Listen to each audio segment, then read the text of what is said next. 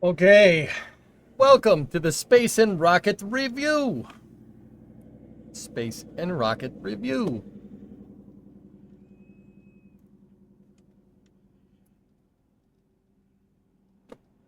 You two girls, tell your friends. Space and Rocket Review.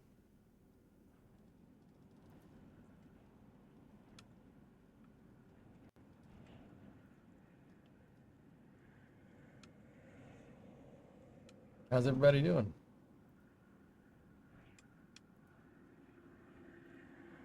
Everybody doing well?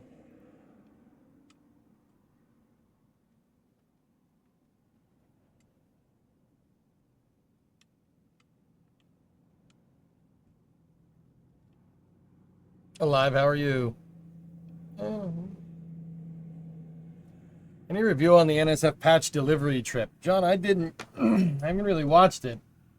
I haven't really watched any of it, dude. Why am I so bright today? What the hell's that about?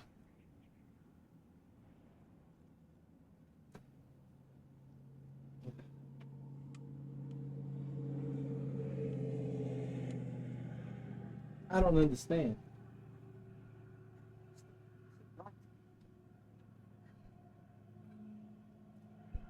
That you, John Wayne? Is that me? You're positively glowing. Well, thank you.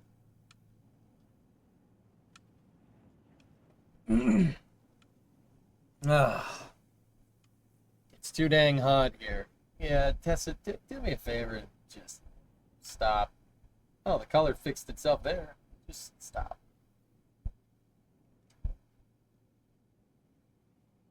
Do me a favor and just. Yeah, that's inside of the office.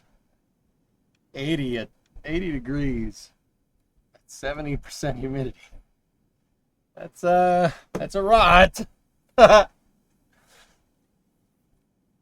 Oh, man. What's wrong with the color? Wait, I put this here and the color adjusted. But I take it away. Man, camera settings. Come on, El Gato.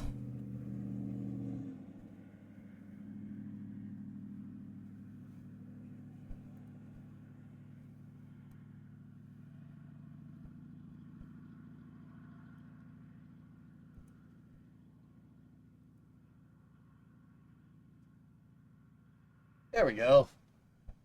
Uh, uh, uh.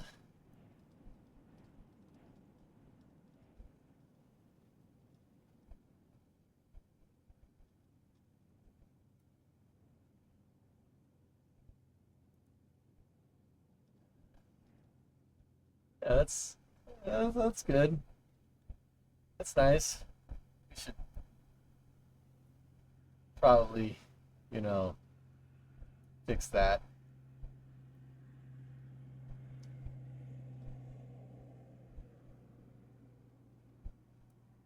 Yeah, yeah, no, this is good. This is good. You can see the phone through my head. This is perfect.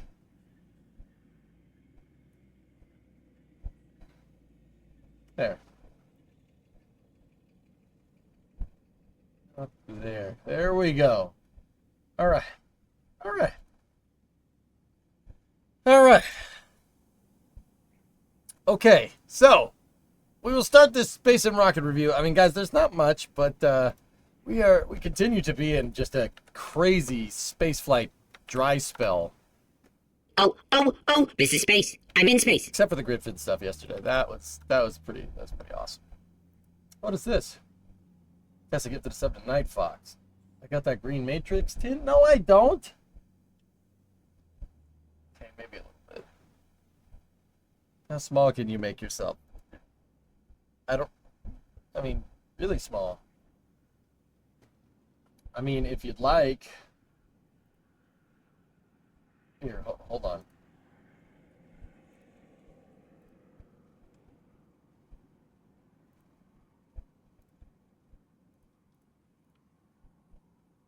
Hang on.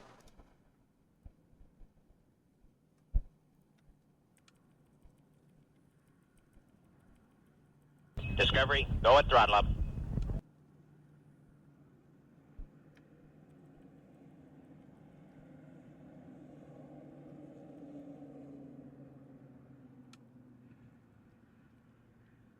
Give me 1 sec.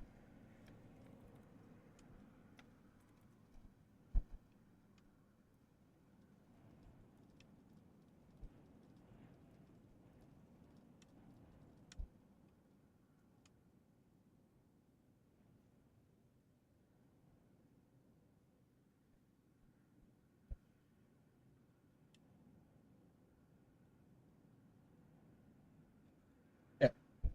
There. All right. Here. If you'd like, I could just be on the screen over here. Hi. Should we just do that? Should we do this way now? Is that good?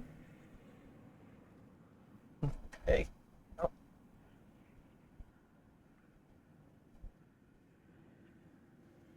Hi, Chris. It's Chris Crafter. Maybe I should fix that. We might want to fix that. There we go. See, now I'm good. All right. So, okay. Welcome to Space News. This is pretty good.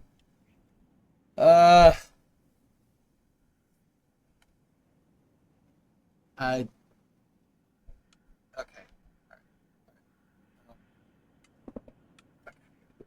Control this from my phone, I think. Just. All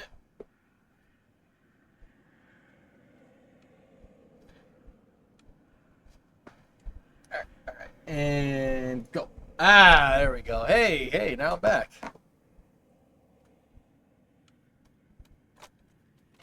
So, just tuned in, and that threw you a little. Hey, how you doing?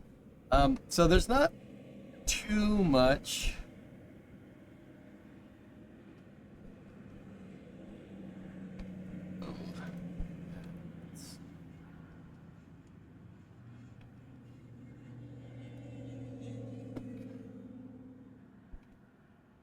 But, okay, so we did get 2 Falcon 9 missions. We did get 2 Falcon 9 missions in the wee hours of the morning. Got some nice neighbors there. Yes.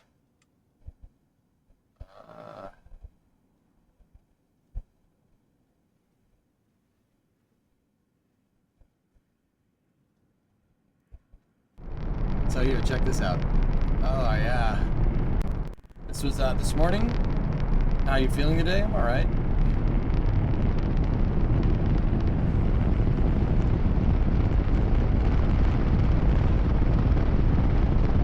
Nice.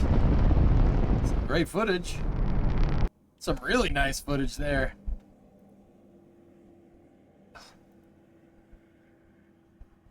All right.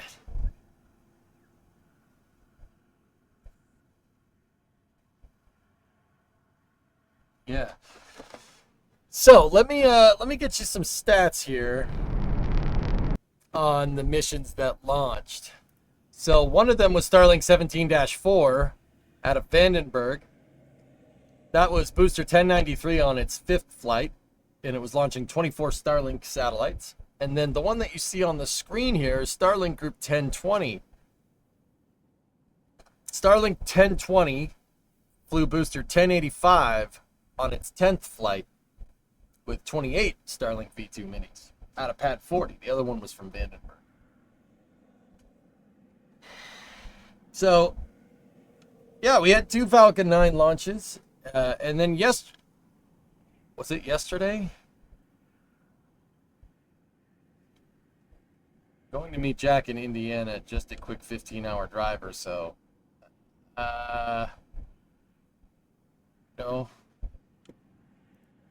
No.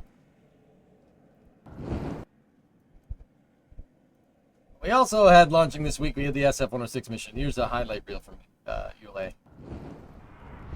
You have permission to launch. Proceeding with the count. Rock, report range status. Range green. Go Vulcan. Go Centaur. Go SF-106. Liftoff of United Launch Alliance Vulcan rocket carrying USSF-106 from the United States Space Force, All right. continuing ULA's soaring legacy in national security space launch with the innovative Vulcan rocket.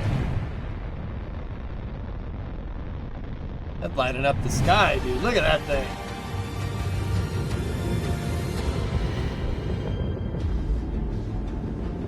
Very nice. So I don't know if you guys realize this. I actually didn't realize this. This mission was direct to GTO. You know, like no circularization, just right straight transfer to geostationary transfer orbit, which is pretty good. Was this mission make or break for ULA? No, well, it wasn't a make or break mission, but there was a couple of milestones here for ULA. So it was the first national security mission for ULA. It was, as I said, the first direct to geostationary transfer orbit mission for Vulcan. And it was the first configuration of Vulcan with the 4 SRB configuration. This Vulcan launched with 4 GEM-63XLs attached, marking the first time a 4-engine Vulcan, or VC4 configuration of Vulcan, has flown.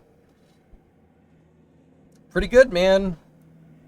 Pretty good. It's a pretty good little rocket. It might not look that big, but it packs a punch, dude. It's got a lot of energy, man, for such a small rocket.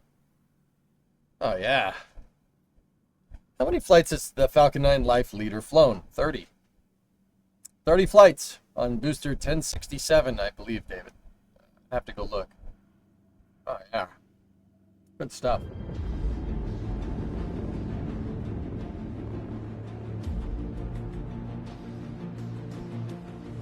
And Mach 1, Vulcan supersonic. Vehicles traveling at 1,500 miles per hour. Notably, it's the first rocket to go direct to Geo so early, so on the 3rd flight. I mean, Falcon Heavy did it on its 4th flight, if I'm remembering right. So that's pretty cool.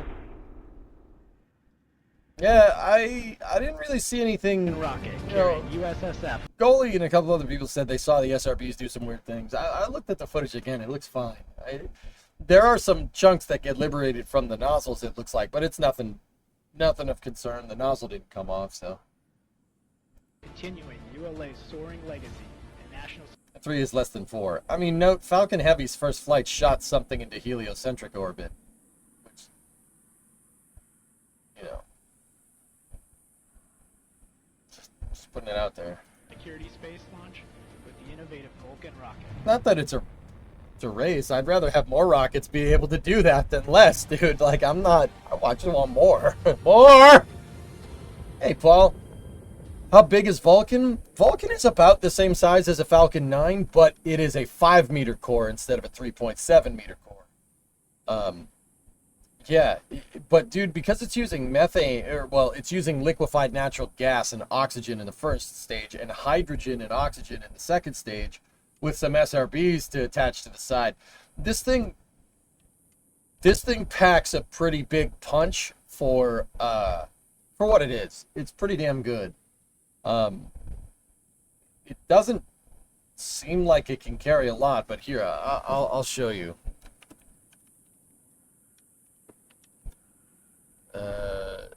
No, that's cool, I'm sure. Whatever that is. Oh.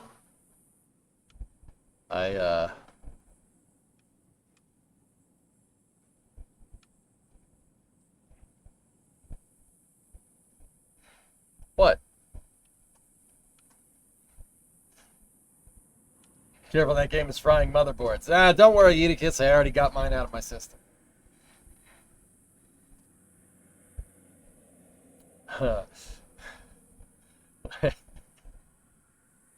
Sorry. So, here.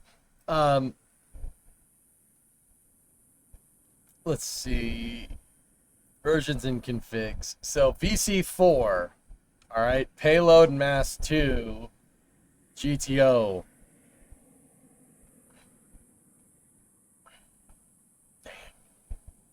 So VC4 can do 20 tons to the ISS. That's pretty damn good. That's pretty respectable. Sun synchronous, it can do 18. Medium Earth orbit, 6,100. Geo, 4,800. Geostationary transfer, that's what flew last night. Actually, I don't know if that may have been direct to Geo. Lightning orbit, 8,900. Translunar injection, 9,100. Yeah, that's a lightning orbit. Molna is the Russian word for lightning. Lightning orbit looks like that. These are, this type of orbit is used if you want to maintain a constant communication in the north, like in the Arctic Circle, for the most part. This type of orbit, a lightning orbit, spends probably about 90% of its time in the northern hemisphere.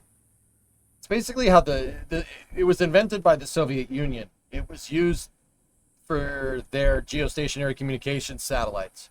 They did, because they can't put them in geo because it wouldn't be able to communicate with some parts of Russia because it's too high. So they used Molina orbits instead. Hey, Alleviate, what's going on? We put stuff in Molina orbits too, but yeah. Lightning orbits are pretty cool. Let's see what that VC6. What can VC6 do? 25.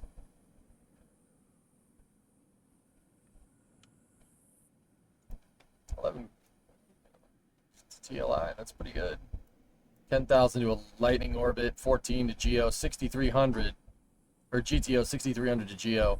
Medium Earth orbit, so that's like GPS, 79, sun synchronous 22, ISS 25. That's not bad. It's pretty good. It packs a punch for what it is. I mean, this is kind of in line with Falcon 9 at this point. But I'm sure that the Centaur can do some pretty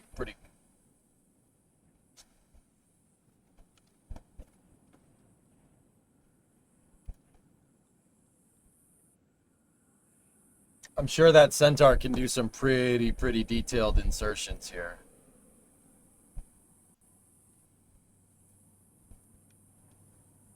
There we go. I fixed it.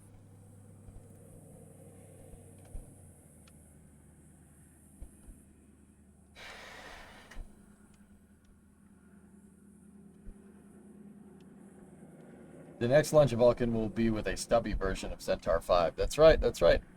Is that the orbit that the 37B did to get images last year? No, Dark Root. That was a geostationary transfer orbit. This one. This one right here.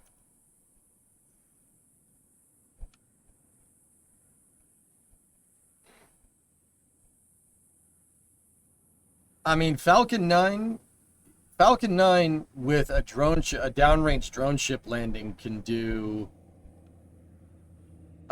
somewhere in between VC2 and VC4. An expendable Falcon 9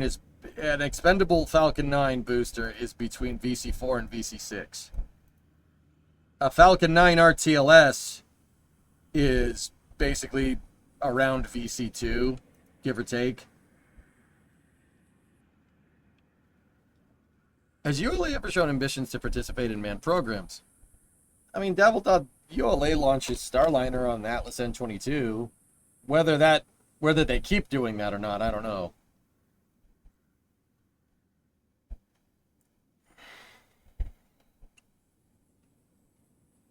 Starstool has been removed. OLM should be ready to support a launch in time for the 22nd if they keep up the pace.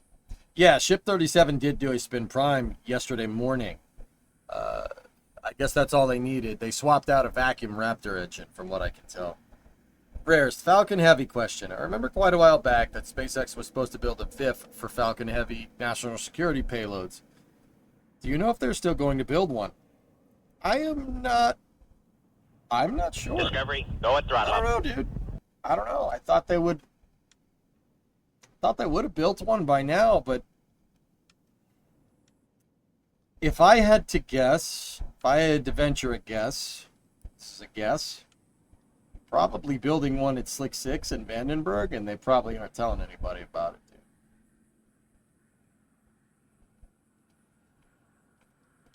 dude. Hey, Kuro, 80-month resub. Starliner Vulcan hasn't been confirmed by ULA or Boeing is the end of that sentence, Chris. Yeah, neither one of them, dude.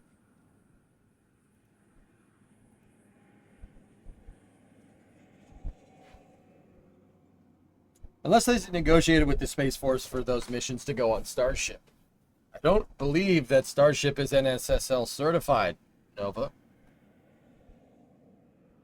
Am I incorrect in this assumption?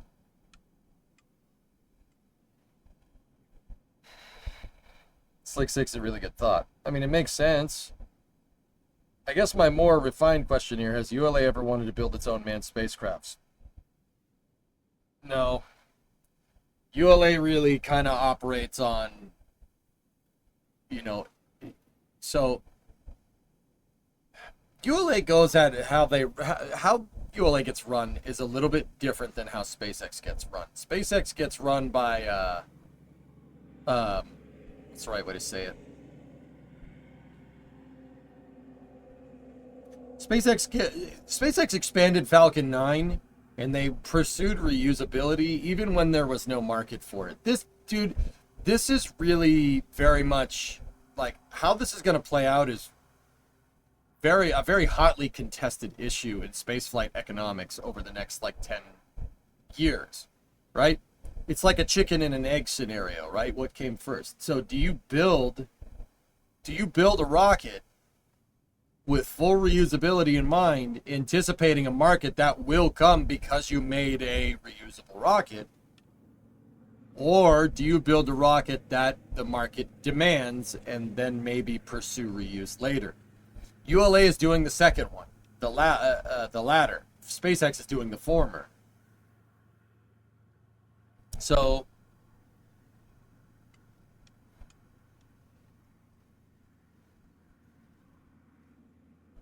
like ULA did say that any company that wants to fly their manned vehicle on Vulcan would have to foot the bill for human rating, as ULA is not interested at the moment. Yeah. Proactive versus reactive. I don't mean to sound like a jerk, and I'm not trying to denigrate ULA, but ULA is very conservatively run. They have a very conservative business model, meaning they're not going to take a lot of risk. You know, they're not going to risk it for the biscuit. They're very, very, very staunch conservative business model, which is not the worst way to do things, guys. ULA has been in business for a long time. Now, the circumstances in which ULA came to exist are a little, but they've been in business for a long time, and they, you know, to be quite frank, they do a good job, and they do what the Air Force wants. So, or a Space Force, I should say. So I don't know.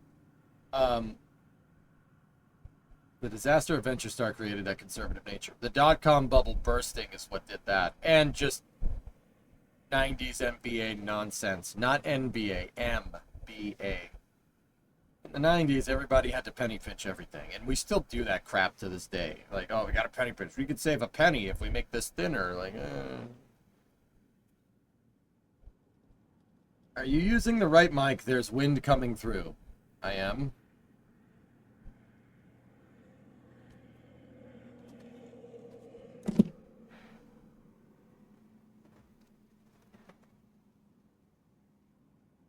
Should be gone now.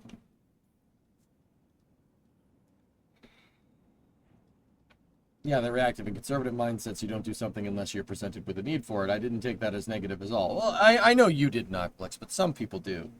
Are we going to watch the NSF Space Coast fly over at 7 p.m.? I don't know, maybe. But, yeah, SpaceX chooses... The way that SpaceX does it, guys, is they want to go grow the market. They're going to make something that... SpaceX is trying to make spaceflight, which is kind of a billionaire or a corporation's, you know, multi-billion-dollar corporation's game, and they're trying to make it a millionaire's game. They're not trying to bring it down to, like, you know, oh, you could build a Falcon 9 in your backyard.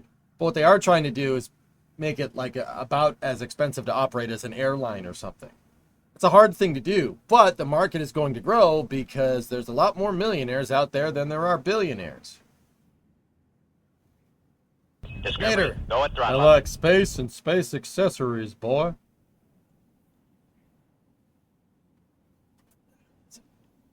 does it freaking fly? It's just like MSC. So, yeah.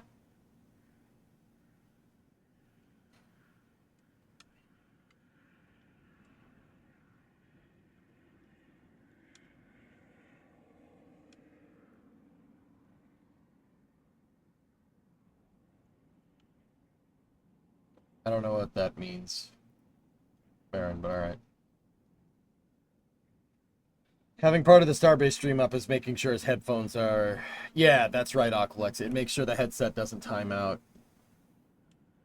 And when they can get millionaires, they can move to even more normal people. Yeah, yeah, exactly, Helfish. That's the idea. They said they're going into both the U.S. and Mexico, not Mars, during Flight 10. Why?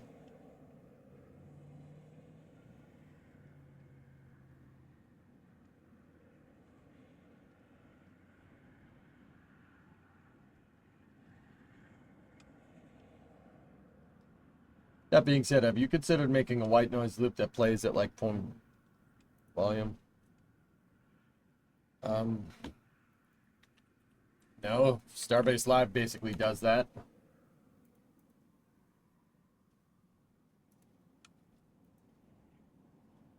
And they're going to launch flares as a protest for the space explosion in Massey, sending shrapnel into Mexico.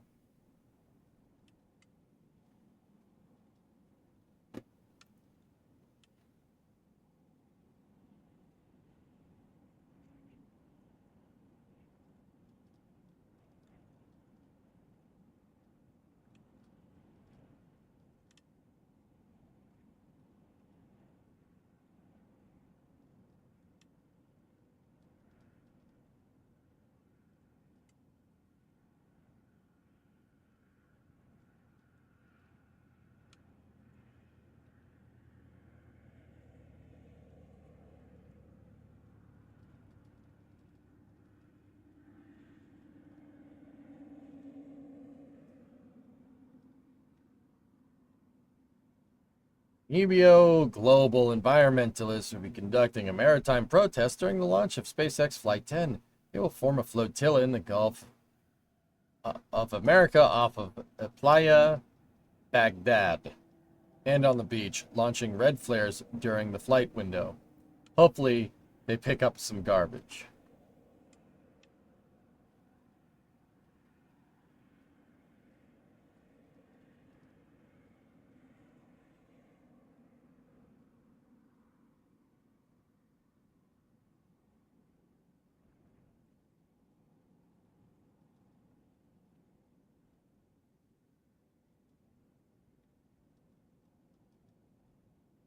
I wonder if they realize, and maybe I shouldn't say this, I wonder if they realize how painfully obvious it is that they just want attention.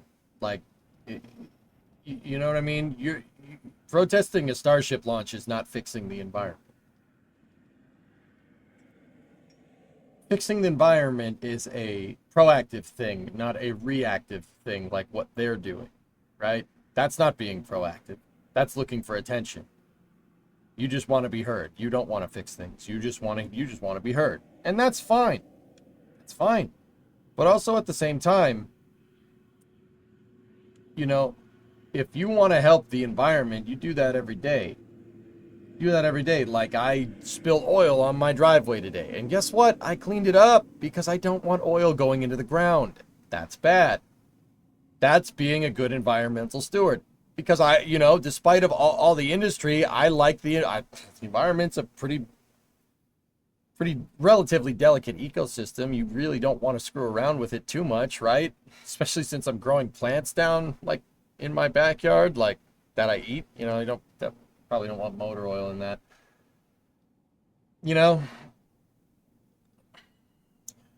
Elias Ibarra, the president, announced that more than 50 boats will be positioned in the Gulf of Mexico and test launch using red flares as a sign of protest.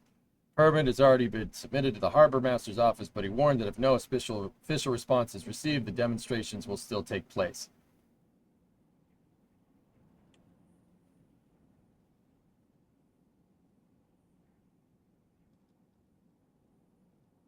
The permit has already been submitted to the harbor master, but he warned that if no official response is received, the demonstration will take place. You literally want to be heard. You just want attention. Off.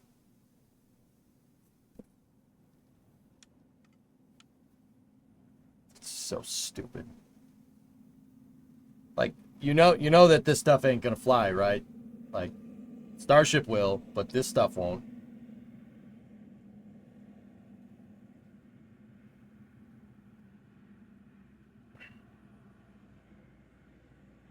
You know, guys, I don't like this, you know, in this day and age, people doing this kind of crap. All right, you don't care about the environment. You don't give a frick. If you gave a frick, you wouldn't do stuff like this. How many boats are you gonna take out in the Gulf? Are they all sailboats? I hope they're all sailboats, because if they have motors, well, you're protesting. Aren't you protesting carbon emissions because of Starship and its methane? What are those boats doing? Are they using diesel fuel? Do they have DEF in there? I hope they would. Oh wait, they probably don't. Curious. Oh, those flares that they're launching. What does that do when it burns? What happens to the flare? Where does that go?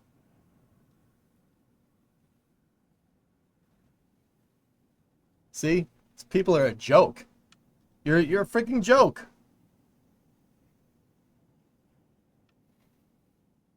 You know, like you don't care about saving the environment. You just want to make noise. That's pseudo activism. That's disgusting behavior. Stop it.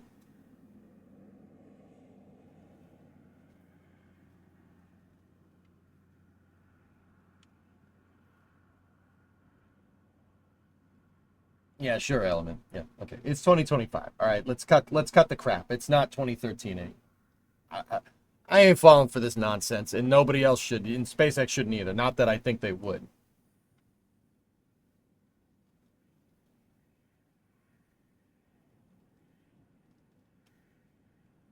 I mean, they could. They're trying to get attention for their cause, not attention for the sake of attention. You want attention for their cause? Go pick up a freaking beach. Go take all the trash off the beach, Erudite. They're not going to do that. They're going to shoot flares off and make more trash. Nice try.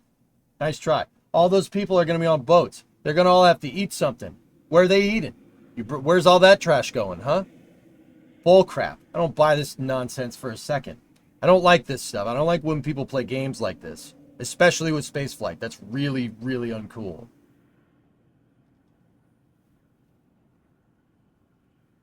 Yeah, exactly. It's limousine activism at best. I really don't like it. It's nonsense. What is the Coast Guard going to do? Arrest 100 people? Oh, they won't arrest them. They'll tell them to leave.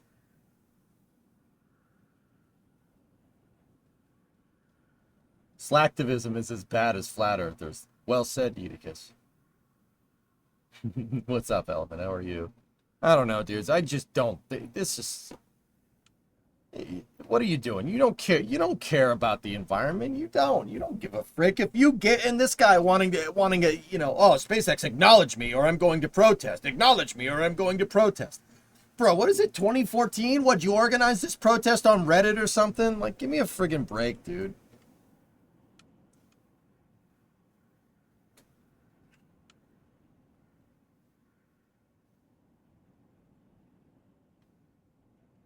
Sure, Aqualix, whatever. You know, like, whatever you want to do. This is, I can't stand it. I can't stand this stuff. These people don't want change. They don't want change. They just want attention. Because, you know, if you want to change the environment, it starts with you. Maybe don't use a plastic bottle. Maybe use a reusable water bottle instead of buying plastic bottles, right? Maybe use a glass bottle, all right? It starts there. Maybe have towels instead of paper towels, right?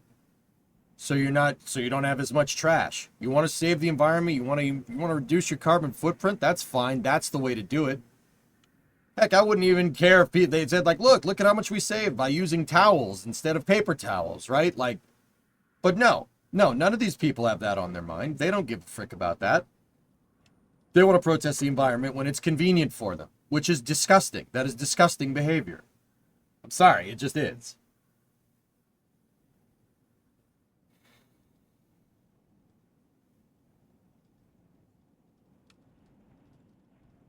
A rapidly reusable water bottle, dude. There you go.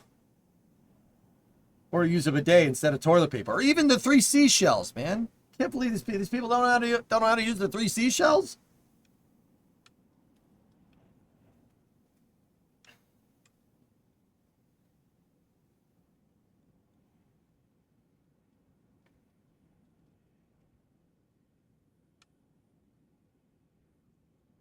Yeah, Black Eagle. Don't even get me started on those people. Like, but anyway, guys, I'm not trying to say it's too negative. We already given this crap too much time.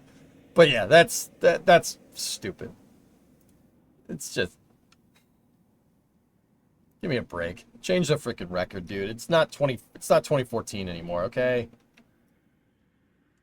This flash mob, oh wow, look at these trendsetters. Look, oh, maybe this will help their cause. Like, dude, that got old 5 years ago. All right? That's... All right. It's not now, children. The adults are talking. Just look at how trendy and cool we are. Yeah, all right. I'll see you guys there. Here, check this out. This is coming from the Space Force. Just seven days until the 8th mission of the X-37B launched from Kennedy Space Center. Final preparations by the Air Force Response Coolness Organization, in partnership with the United States Space Force, Space Systems Command, and SpaceX, are underway to launch the X-37 on August 21st.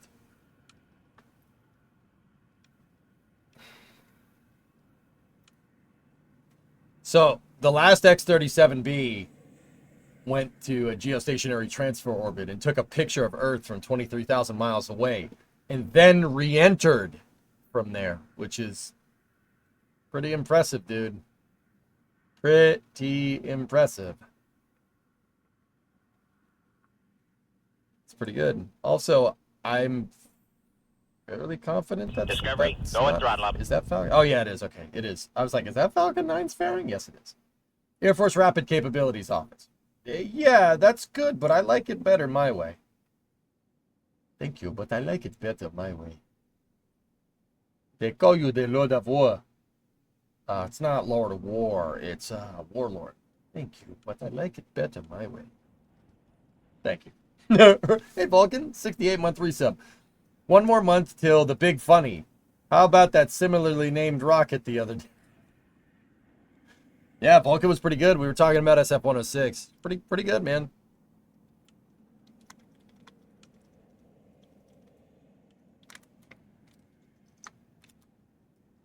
Sorry, I've been sweating like crazy today, dude. It's... Vulcan, we got Florida temperatures up here and Florida humidity, which is just like... Okay. Dude, we even had a 3:30 p.m. shower today. There was a 3:30 p.m. storm that lasted for 15 minutes. You know, I didn't move to Florida, but Florida seems to be moving to me, which, I mean, I don't know, whatever. Maybe they should go, maybe those people should go protest that. I don't know. It's kind of weird. Yeah, Cornbread's like, you're welcome. Well, I 100% agree with you. I want to point out that the shift to individual responsibility is a classic corporate play to divert blame. Often the impact of the entire population is just a fraction of the impact of corporation, blah, blah, blah, blah. And that's before you get into the market and not better having options. It's just not SpaceX should be their target if they actually want to make a difference. Sure, if you want to, that would be fine to say. Trying to bark up the tree of space exploration, why don't you guys go protest a container ship or something? All right? But they won't, Aqualex. They won't. They won't do that. They won't do that because that's inconvenient. SpaceX is an easy target. They won't protest the container ship that dumps its bilge in the frickin' water, in international waters. They won't protest that. Nobody protests that nonsense, you know? Tiny Victory wants more rockets. Yep. Mm-hmm. I honestly can't believe no one in the press ever camera get murdered by SF-106. VC4 is an absolute monster. It's pretty good, dude. We were looking at it. Vulcan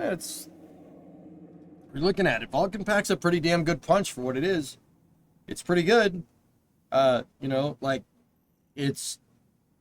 Like, VC4 is kind of... It's like a little more powerful than a drone ship. Like, a little more payload capacity than a drone ship Falcon 9 landing. But, you know... VC6 is expendable Falcon 9. It's past expendable Falcon 9, which is pretty cool.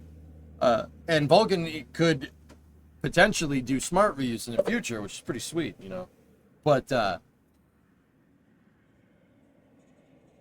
Vulcan, when we were talking about SF-106 and Vulcan a little bit earlier, I was just like, you know, we have...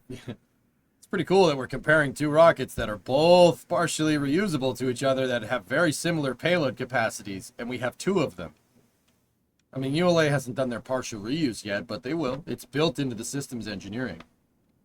They'll do smart reuse, and it'll be great when it happens. It'll be pretty sweet.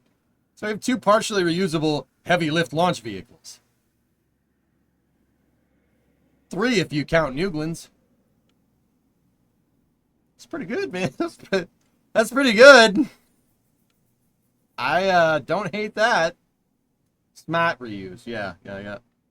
What happens to SpaceX if they still launch while those protesters are inside the not-Mars zone? Coast Guard will take care of it, Padojo.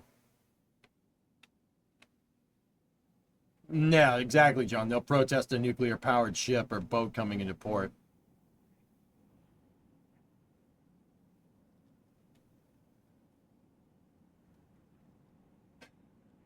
The lack of understanding of physics from these environmentalists drives me up the wall, John.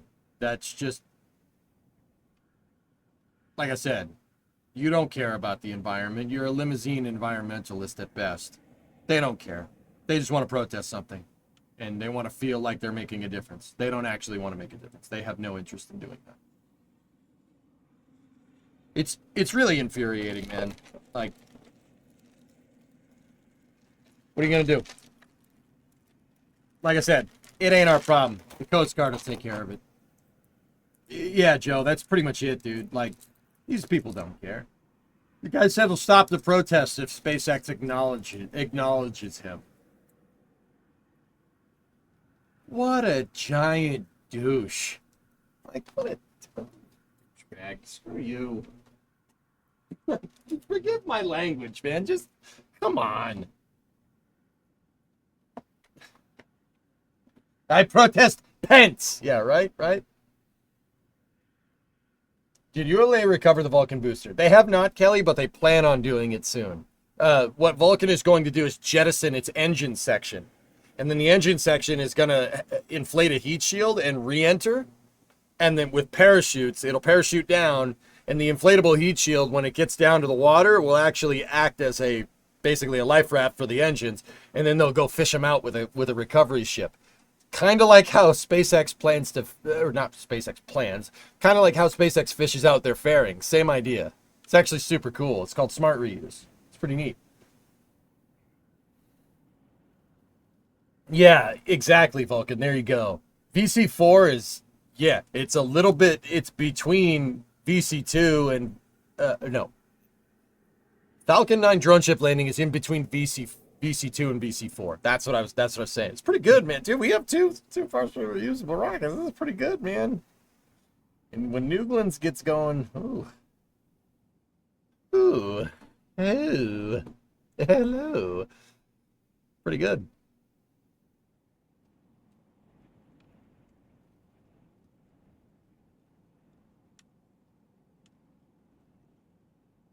Yeah, exactly. Ogluck's environmentalist, dude.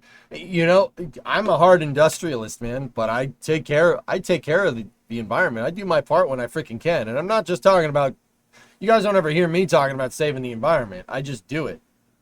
You know, and I get it, the individual versus corporate thing, corporations. I know corporations pollute. That's the thing. Like, I know the oil and gas industry is not entirely good for the environment, but also I have cars with gasoline in them. So, you know,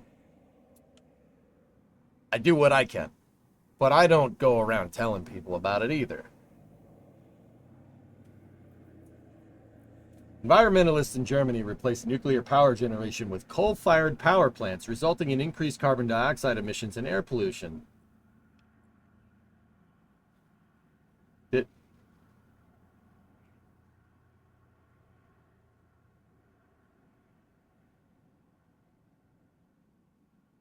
Was? Wait. There has to be some political nonsense behind that. And you know what? You know what, Akimi? That's probably a can of worms I don't even feel like opening right now. Let's be real. There's some funkiness going on there. That makes no sense. And when it makes no sense, it's usually politics. All right? Like, that makes no sense.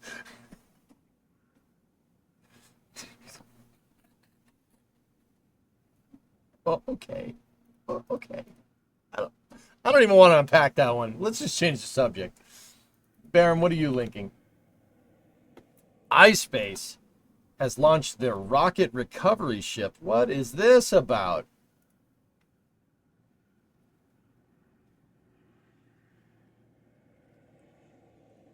Notice me, SpaceX Empire. I'm more worried that someone's going to hide in the dunes and try and rush the active pad. If someone rushes the active pad, they truly deserve what's coming to them. Booster offshore divert to the protesters. You know you got good content when you're being watched from a beach in Kihei, Maui while on vacation. Got an extra Mai Tai for you. Ah, Josh, I wish I was with you, man. Hell yeah. Hell yeah.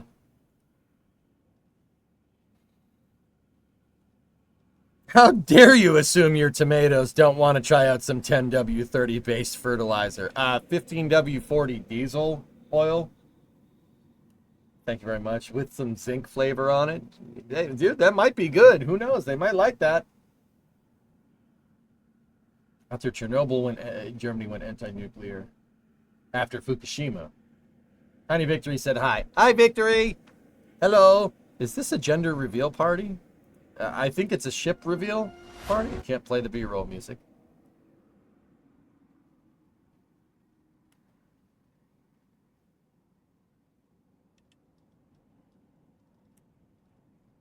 Yeah, dog. I want my boat to look like a pancake. Say no more, fam. I got you.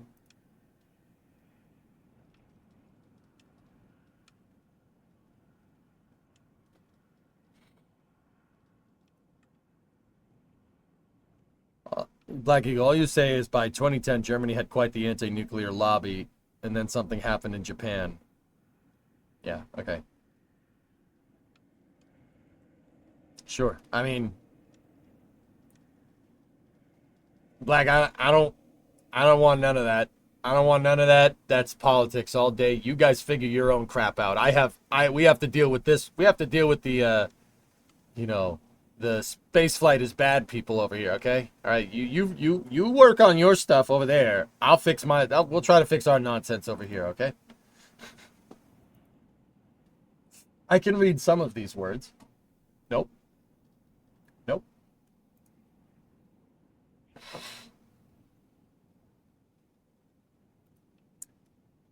Cool. What is iSpace going to use this ship for, though? Are they going to land stuff on it? Doesn't iSpace... I mean, iSpace we know does a bunch of different things, but...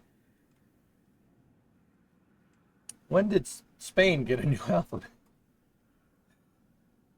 Yeah, I guess iSpace is doing all kinds of good stuff. Vulcan, what do you say? VC6 with Leo Centaur scares you for performance. 27.2 metric tons.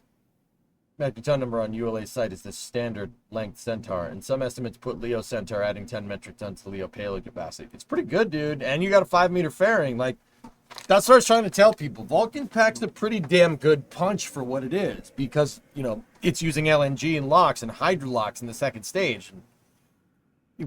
That coupled with 6G M63XLs, I mean, and then 2 B4s on that, it's like having eight shuttle engines like attached to the bottom. Like that's a lot. I mean, I kind of wish there was 8 shuttle engines attached to the bottom. That'd be pretty sick.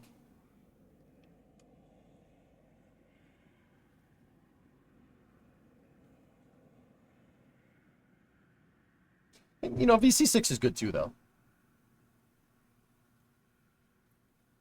When did you start covering Chinese commie crap? iSpace is a Japanese company, John. They just bought, they had that ship built in mainland China. But iSpace is a Japanese company, so, you know, Japan is not that. The more you know. Dong, dong, dong.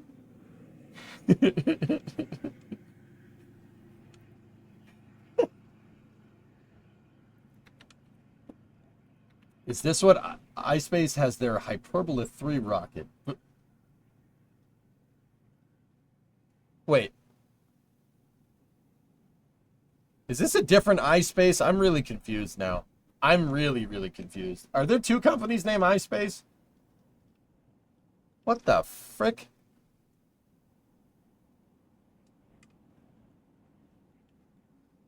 See, you know what, John? I retract my previous statement. I think there's a Chinese company named iSpace, and then there's a Japanese company named iSpace.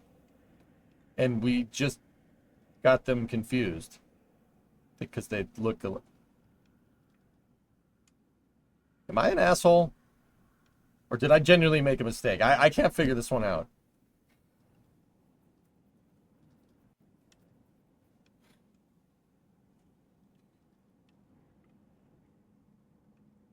I mean, you're from Massachusetts. All right. Okay.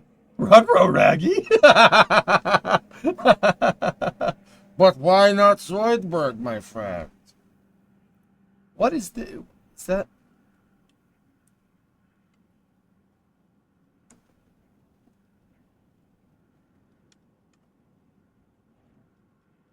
I knew it.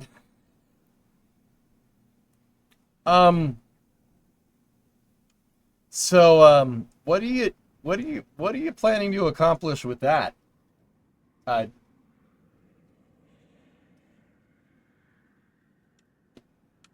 Japanese iSpace is doing lunar landers and stuff. iSpace,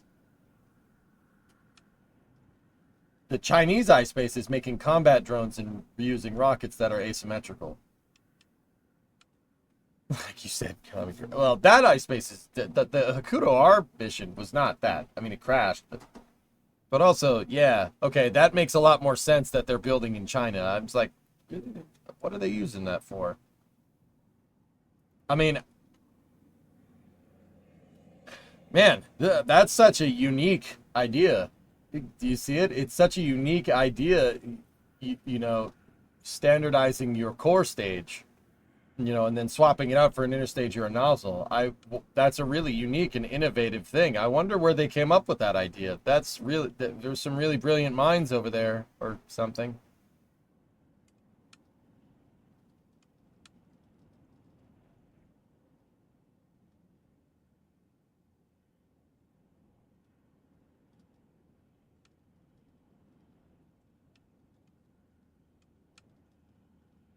What?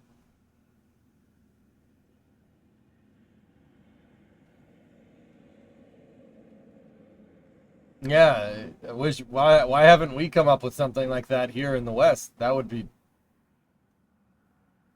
weird.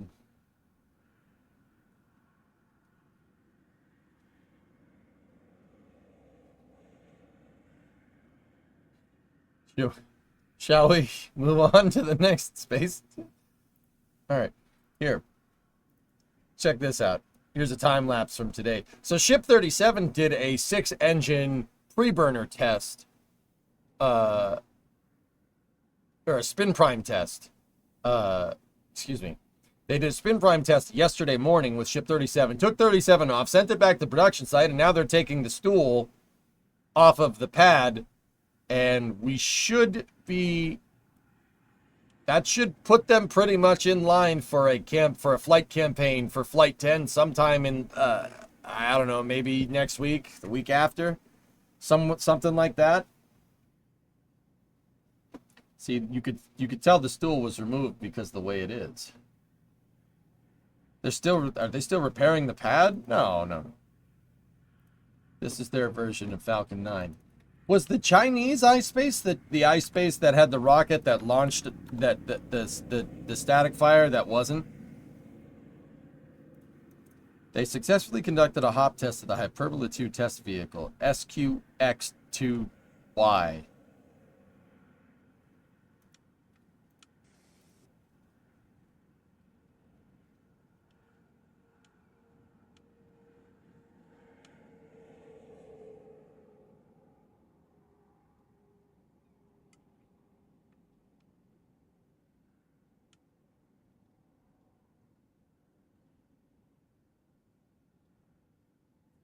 That was it, Penman. Yeah, they were the ones that did that.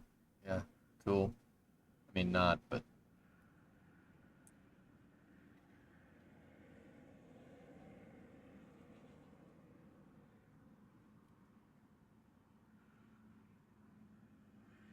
how do you want your landing pad? Extra crispy or yeah, it's just pieces of it flying away. Just like Flight 1, right?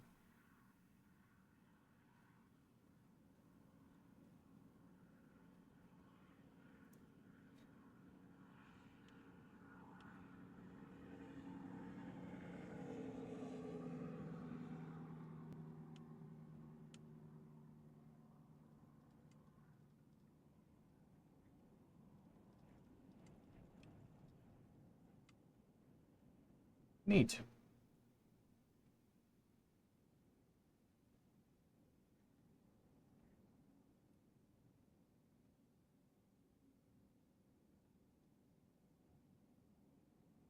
I'm not sure, Conan.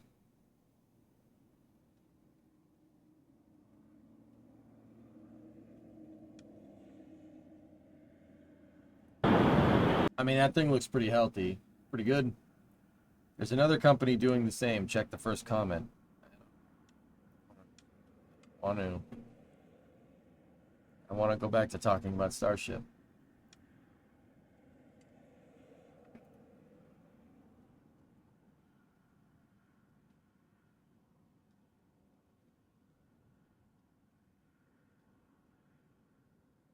The difference between Japan's iSpace and China's iSpace is the dash after the I. So I dash space. Okay, that's what I'm going to call that from now on.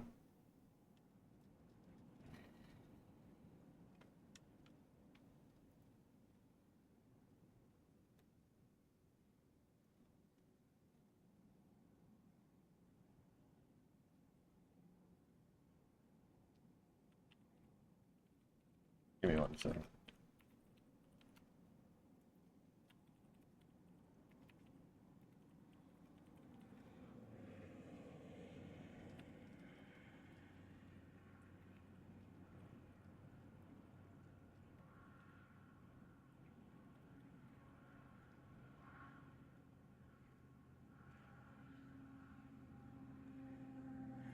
You want me to cover the executive order that I got?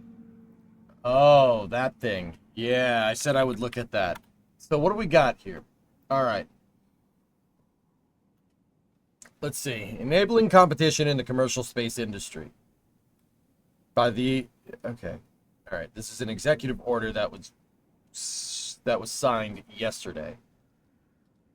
By the authority vested in me as president by the Constitution and laws of the United States of America, it is hereby ordered... No, I'm not doing that. Sorry.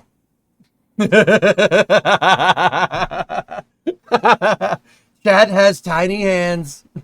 Sorry. No.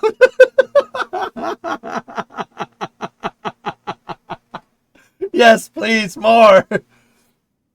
This Chad loves my impressions. I did the impression, and Chad was like, wow, you're doing a great impression. That's fantastic. Your George Washington impression is terrible. Oh, yeah? Do it the whole thing, you coward. I'm not the coward. Quiet. I do the best impressions. Frankly, they're the best. They're tremendous. You know, they're the best impressions you've ever seen, ever. I talked to my friend who's an impressionist. He said I did the best impressions of all time.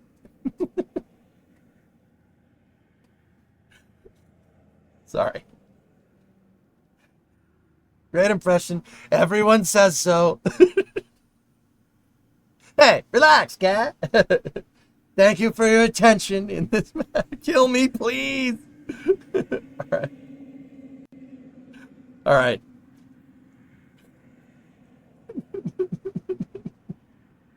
Where's your RFK? I'm sorry, but doing an RFK impression the whole time just makes things really not healthy for my voice. And you're not being healthy. And if you're not being healthy, I have a problem with that. Needs 50% more accordion. All right. Okay, all right, seriously. Ruin, you gotta stop. You should read this in Zoidberg's voice. No, I'm okay. Bring it in. Bring it in.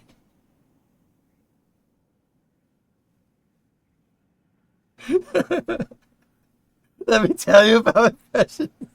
He was he trained at MIT. Impressionology. Everybody said he was the best impressionologist of all time. Like, that's pretty good, man. All right.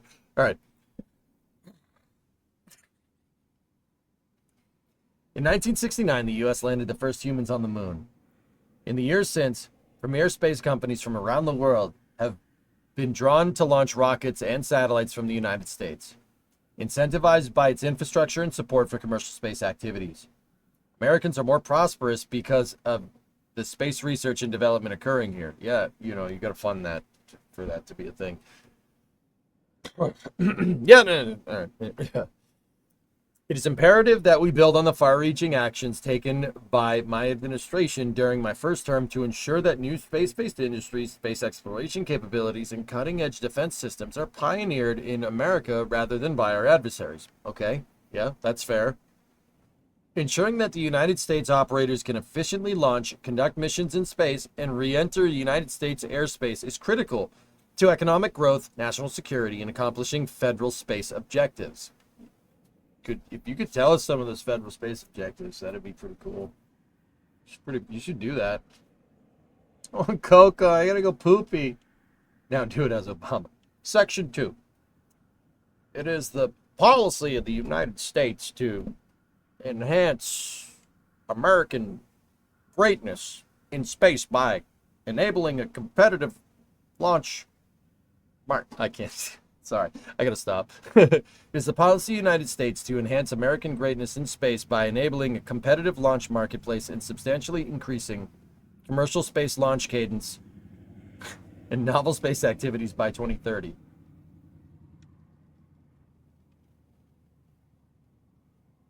Yeah, Conus Deep Blue, gotcha. Dude, now watch this drive. Worst Martha Washington impression ever. Okay. To accomplish this, the federal government will streamline commercial license and permit approvals for United States-based operators. Okay, they want to increase launch cadence. All right, that's fair. Section 3, reforming regulatory barriers to commercial launch and reentry. Secretary of Transportation, in consultation with the Chair of the Council on Environmental Quality, shall, consistent with applicable law, use all available authorities to eliminate or expedite the Department of Transportation's environmental reviews for and other obstacles to the granting of launch and re-entry licenses and permits. Such measures shall include the exercise of authority by the Secretary of Transportation under 51 United States Code 50905B2C, as applicable, determining which Department of Transportation functions are not subject to the National Environmental Policy Act, and, as appropriate, establishing categorical exclusions under NEPA, or relying on existing categorical exclusions for launch and reentry license and permits within certain parameters. No, Hibbit, do a Reagan voice? I can't do that. Hey, Logan Drums, what's up, dude? The Secretary of Transportation shall reevaluate, amend, or rescind as appropriate and consistent with applicable law the regulations. Oh, hold up. Shall reevaluate, amend, or rescind as appropriate and consistent with applicable law the regulations at Part 450 of Title 14, Code of Federal Regulations. Secretary's evaluation amendment or recession shall specifically address. Okay, hold up. What regulatory requirements should be inapplicable for a launch or reentry vehicle that possesses a flight termination system or automated flight safety system? What regulatory requirements should be inapplicable or waived for hybrid launch or reentry vehicles that hold a Federal Aviation Administration airworthiness certificate?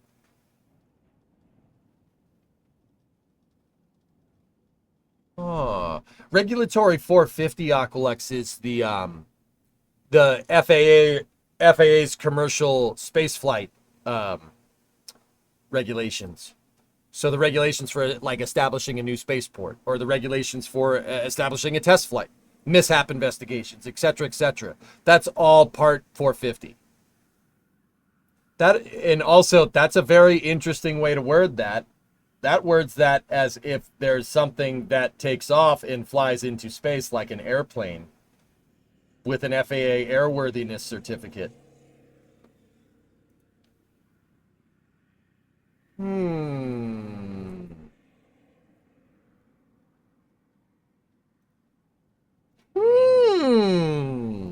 I need this in English. I'll explain in a second, dude.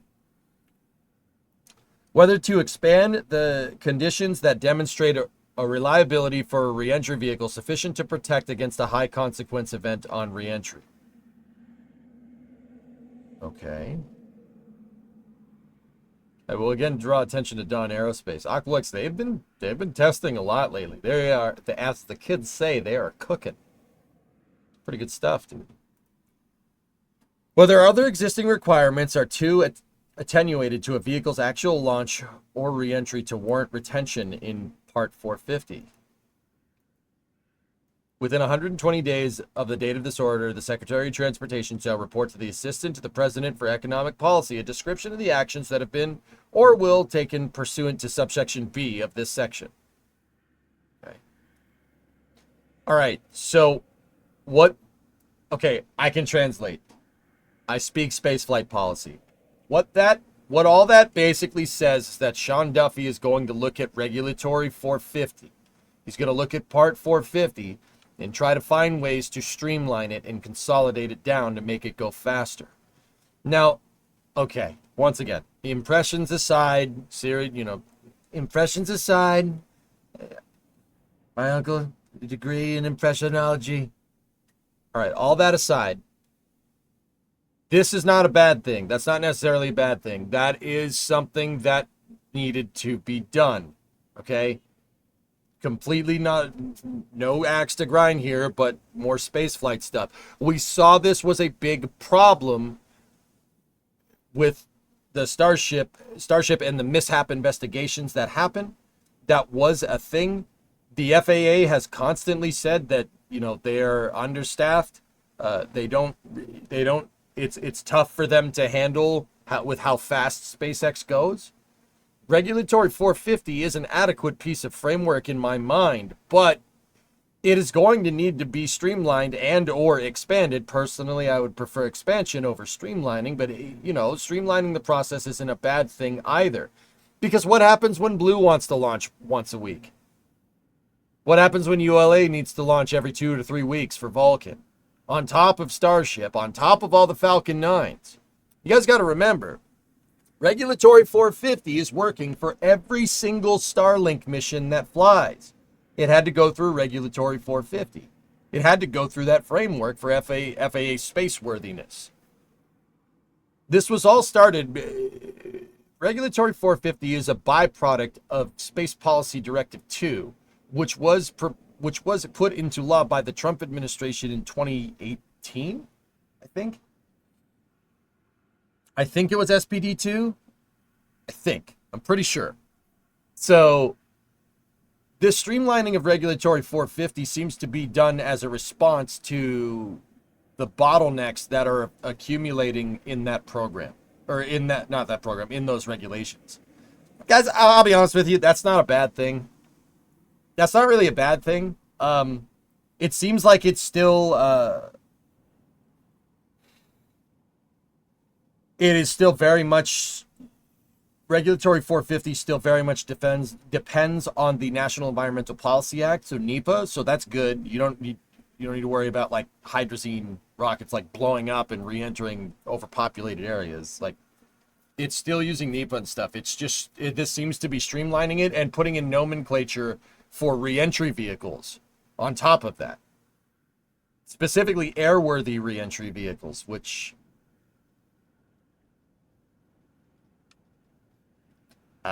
that's not a bad thing. They wouldn't do that unless somebody had something like that in the works. Just saying. Just putting it out there. Maybe they should hire more instead of firing a bunch of people.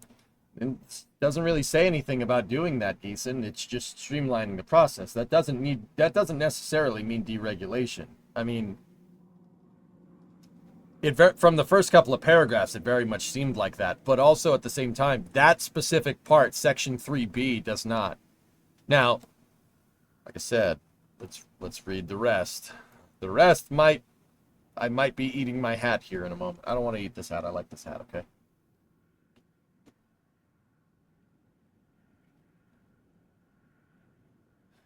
They fired a lot of FAA staff at the start of the year.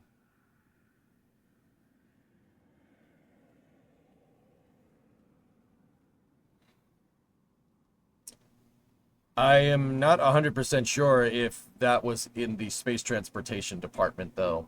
You know, I don't know. Correlation doesn't necessarily equal causation here. You know what I mean? Now, if you want to be angry about them just canning people at the FAA, yeah, sure. But I'm not sure if that... I don't know if that pertains to space. Let's keep reading. Shuttle C? I don't know, maybe. That'd be pretty cool. Will you be blending up the hat? No. I'm not going to eat any hats. Why don't we just throw the hydrazine out of the environment? Oh, yeah, that'll fix it. Yeah. Well, I assure you that leaking hydrazine is very, very, very rare. Okay, Section 4, reforming regulatory barriers to next-generation spaceport infrastructure. The Secretary of Commerce, in consultation with the Secretary of Defense, Secretary of Transportation, and the NASA Administrator,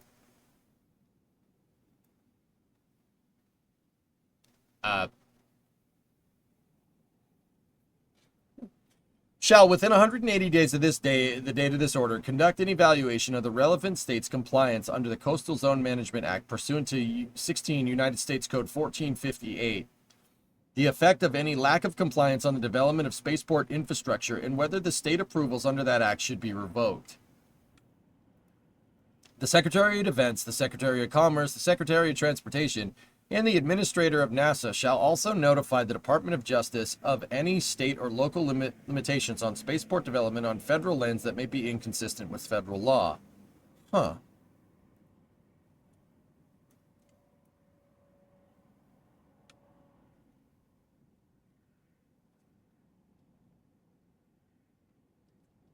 Not sure I necessarily understand that particular part, but... Within 180 days of this date, the Secretary of Defense, Secretary of Transportation, and the Administrator shall execute a memorandum of understanding that aligns review processes for spaceport development across agencies, eliminates those that are duplicative, and preserves required federal space exploration and national security space launch capacity.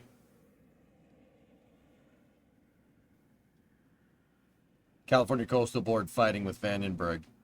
Aha. Yep, that's what it is.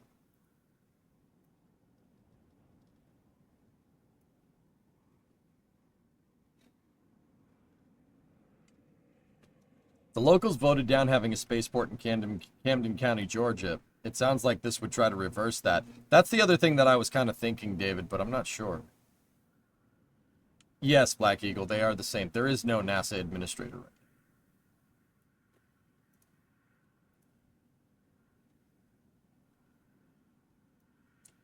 Secretary of Defense, Secretary of the Interior, Secretary of Transportation, and the Administrator of NASA shall consent with applicable law use of all available authorities to expedite their respective environmental and administrative reviews for authorizations, permits, approval, real property leases, and any other activity relevant to spaceport infrastructure development. Chair of the Council on Environmental Quality shall coordinate with the relevant executive departments and agencies on the establishment of new categorical exclusions under NEPA for actions related to spaceport development that do not have a significant effect on the quality of the human environment. Agencies shall, for purpose of establishing these categorical exclusions, rely on any sufficient basis to do so, as each such agency determines. Seems like this is all very much directed at Vandenberg. That California Coastal Commission really screwed up. They really screwed the pooch. That's what I mean about limousine environmentalism. Look at what you did. Surely this is not going to help the environment, that's for sure. Surely this is not going to preserve the California coast. Interesting. You just played yourself. The Secretary of Defense... Okay, so all the cabinet people, mindful of the significant national security imperatives inherent in commercial space advancement, consider for all spaceport development projects whether to submit an application to the Endangered Species Committee pursuant to 16 United States Code 1536E. Okay.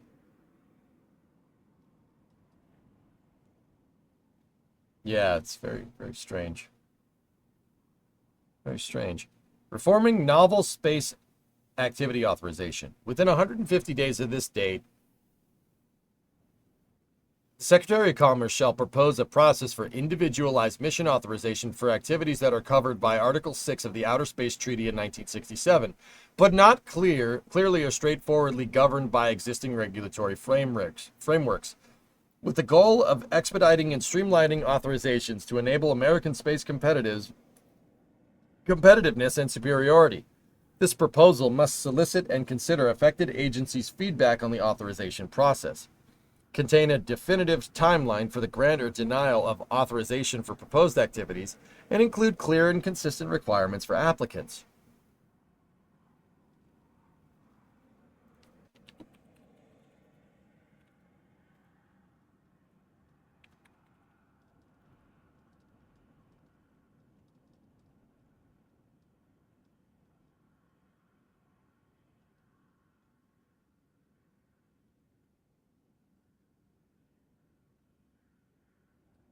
State parties to the Outer Space Treaty shall bear international responsibility for national activities in outer space, including the moon and other celestial bodies, whether such activities are carried on by government agencies or by non-government entities,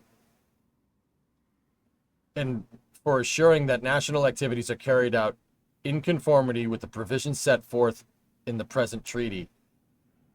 The activities of non-governmental entities in outer space, including the moon and other celestial bodies, shall require authorization and continuing supervision by the appropriate state party to the treaty.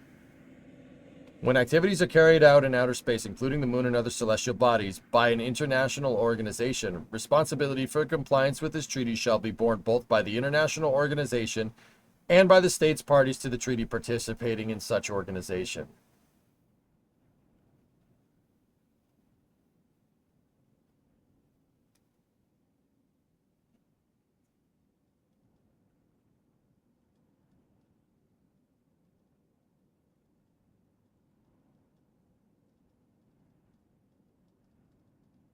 That's basically, okay, so Article 6 basically says that any commercial entity, so like SpaceX is a registered corporation in the United States, they are subject to United States law in space. They are the state party's responsibility.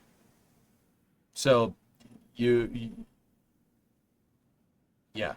SpaceX has to conform to the Outer Space Treaty because the United States signed it. Basically, that's because they're an American corporation. For instance, that's just an example.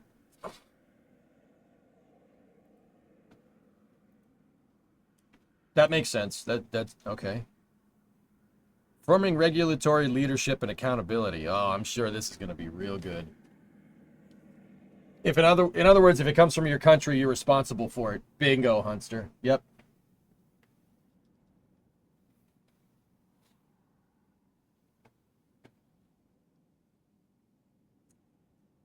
Not necessarily per each state's governor, right? What do you mean, Jason? By the way, recently Duffy noted in some document that he is still aimed to move Artemis to commercial after Artemis 3. Also, Congress sent him a letter to see what's up with bill money for Artemis 4 and Artemis 5. I think he's just looking into it just to see. I don't think that's going to happen. Congress won't do it after The last time somebody started making shady moves like this at NASA without congressional approval, we got SLS because, turns out Congress doesn't like it when you try to pull the rug out from our national space program.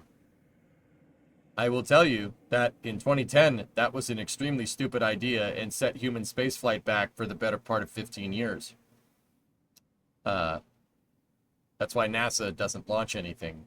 They just take rides at, why SLS has launched once. Yeah, that all can be traced back to somebody doing something like that. So surely they would learn from their mistakes.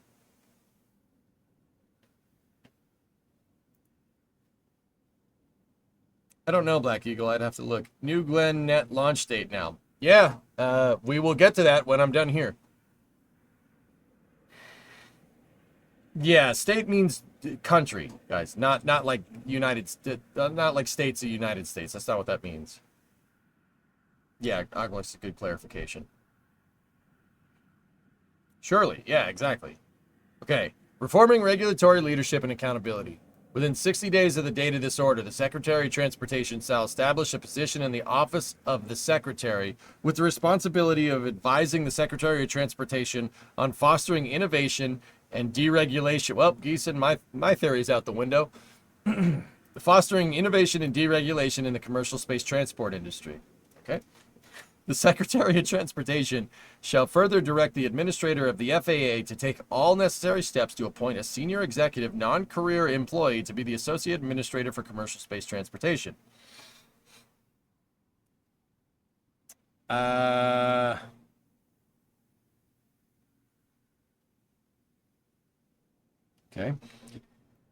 Section B.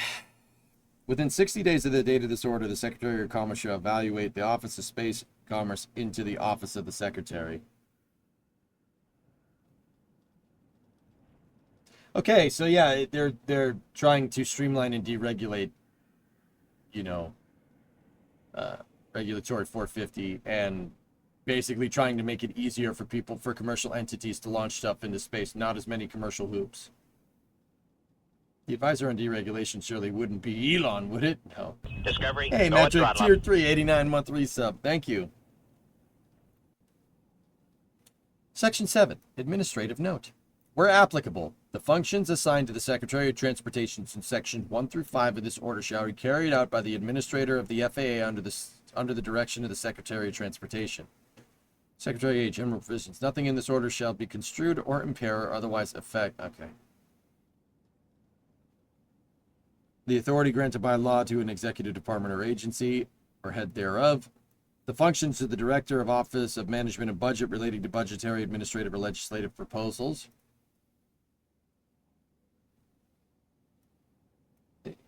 Wait. Okay.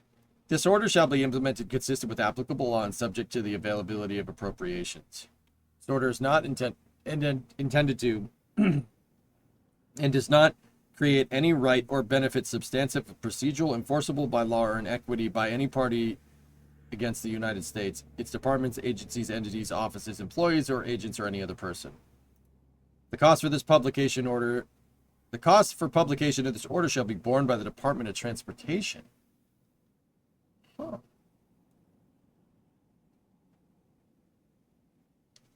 Huh. Yeah, I know. This is saying this is a lawful order. That I get it. But that part is very interesting. That bottom one.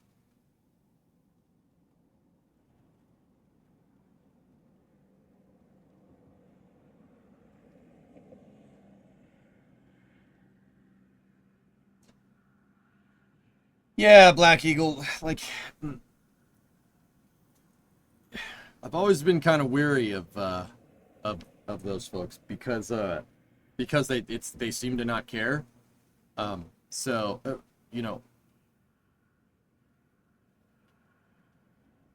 If they're gonna wipe their tail with the Outer Space Treaty, all right. You want to play that game? I don't think you want to play that game, but all right, whatever. You want to play that game? Let's have at it. Anyway. The Department of Transportation is going to bear the brunt of this, which is very interesting. That's very interesting, guys. This is basically deregulation for commercial spaceflight. That's not necessarily the best thing. But it's not necessarily the worst thing either. Believe it or not, this is kind of like, all right, okay. Like, there's pros and cons. The pros is that the commercial space industry will grow because you don't have to jump through as many hoops. And that'll especially make these up and coming companies like Stoke or even Blue or Relativity or Rocket Lab or any one of those companies, it'll make it easier for them to launch more frequently. That's not a bad thing, dudes. The flip side of that is, somebody could screw the pooch, right? But I have said this once, I'll say it again. Regulatory 450 is pretty good framework. I said this at the time because it was a big thing with the FAA and Flight 7. Going into Flight 7, it was a big thing. There was a huge gap, right? Or was it 6? I don't know. I forget. Doesn't matter. There was a big thing with, the mishaps and the paperwork, and SpaceX didn't have the permits to launch, et cetera, et cetera. It became this whole thing. And what I said at the time, dudes, was that regulatory 450 is not a bad thing. The FAA isn't your friend, but they're not your enemy either. There should be room for improvement because, like, in the case of Starbase, dude, how does the FAA know about what it takes to certify a spaceport? They don't know how to do that. Why would they know how to do that? Because they've certified every other spaceport? This is a new thing for them. They could do airports, and that's kind of similar, but it's not exactly the same, right? So I did say that regulatory 450 will change. It'll change over time because this is the first time no one's ever tried to make a spaceport before, like a dedicated commercial spaceport. And that's why the FAA seemingly drags their feet with SpaceX because they got to figure it out, That was with the whole, industrial process with the water deluge system and stuff and the mishap investigations, et cetera, et cetera. They were very much they're very much figuring it out. And it seems like this is pretty much reactionary to what they figured out through getting Starbase up and running as an operational commercial spaceport. There was specific nomenclature in there that's basically streamlined some of the processes that did hold SpaceX back, like dealing with the state, Texas TCEQ, Texas Commission on Environmental Quality, dealing with state legislators, excuse me. And now, once again, there are trade-offs here. One could argue that you could make the argument that the federal government could use this to basically plop a spaceport down wherever they want in the state, regardless of what the state wants, which is not that. This makes the founding fathers angry, right? So, there are trade-offs here. It could be good, it could be bad. This is honestly, this is one of those wait and see things. I don't think this will end in disaster. I could be wrong. I don't think it'll end in disaster. But, the flip side of that is that it's a risk for sure, but this could be amazing. This could be the regulatory framework needed to launch Starship every day. This seemingly makes rockets and the certification process for rockets to be much more in line with aircraft. Which is great. That's cool. I'm in. Maybe, you shouldn't, deregulate the FAA. You should just expand it or something. I don't know. Sorry, EJ, we need your house for a spaceport. Discovery, go and throttle up. Nah, I'm good. I'll just live here. I'll just live here. I don't care about the noise. That's cool. I'm fine with that. Hey, Wildland, 106-month resub. Thanks, dude.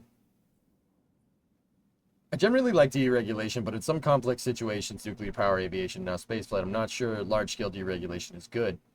Yeah, Nader, that's what I mean. This, it's not... I'll be honest, okay, this is very much my opinion. This isn't bad, but it isn't good. It could end really bad, but it could also end really good. It's kind of all right, well, let's kind of see what happens here, man.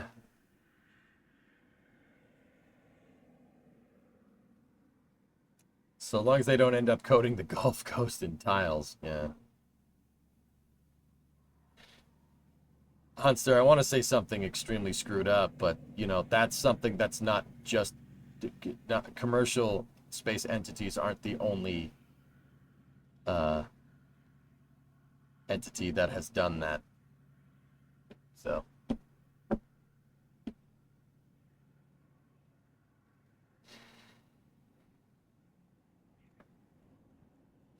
Screwed up as that is.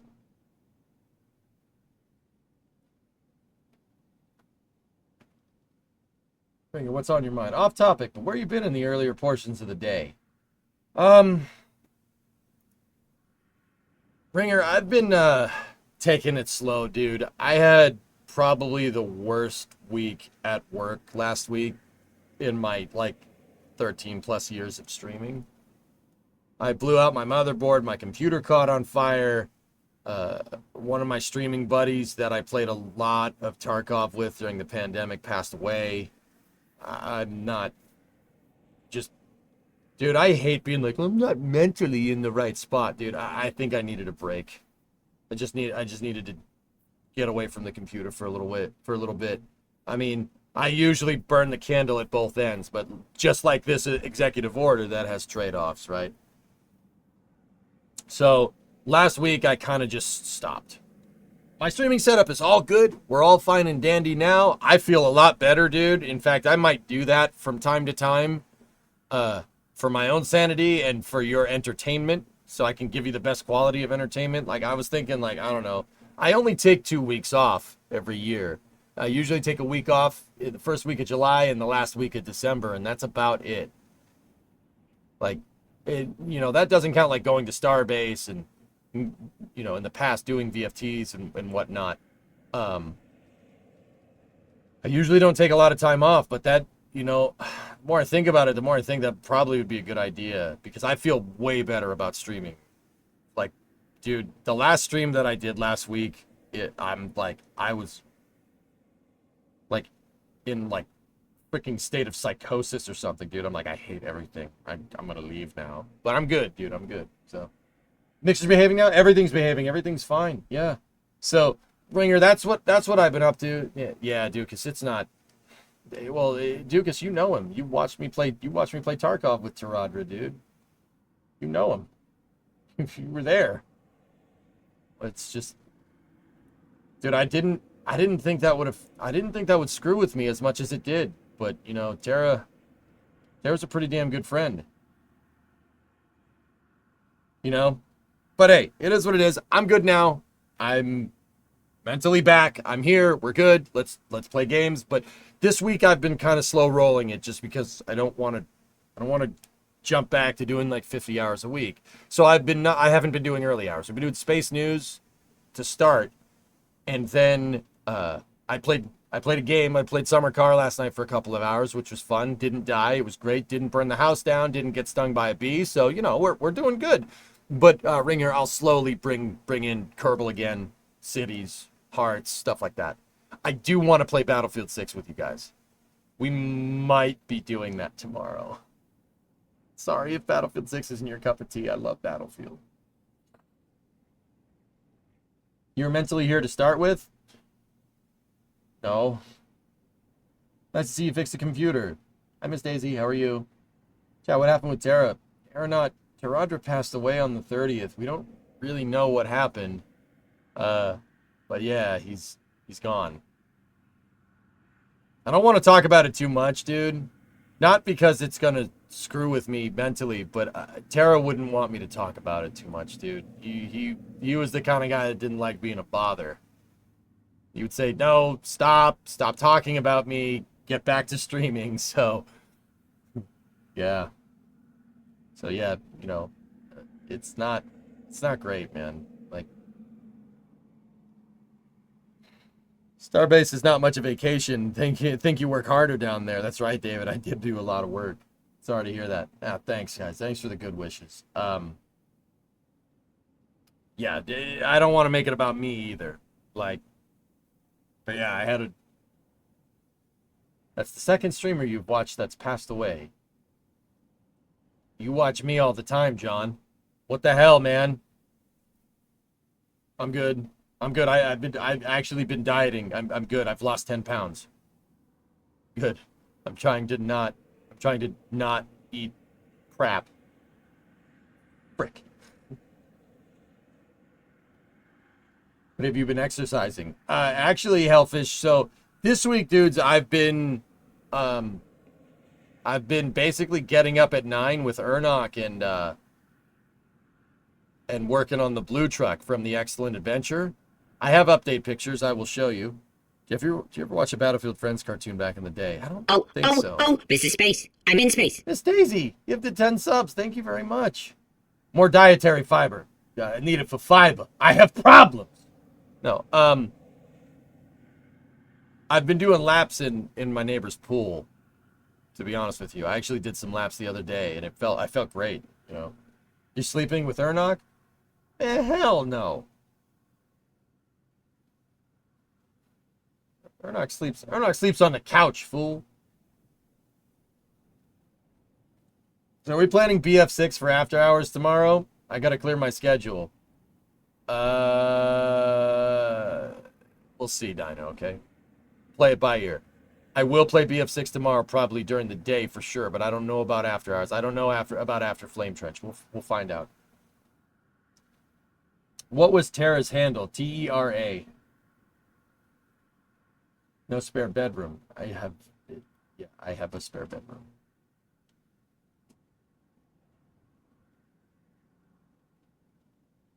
Stand hourly, don't want to find a clot. Yeah, that's right. That's right. That's true. I've been getting better about doing that. Got anything planned for after hours tonight? Yeah. But yeah, I've been kind of taking it slow, guys, just because I don't. And keep in mind, I fully acknowledge that with my line of work, I have the luxury of doing this. Yeah, I know. I think I've built up enough good grace with this job, grinding 50-hour weeks out for the last 10 years that, you know, it'll take some time, you know.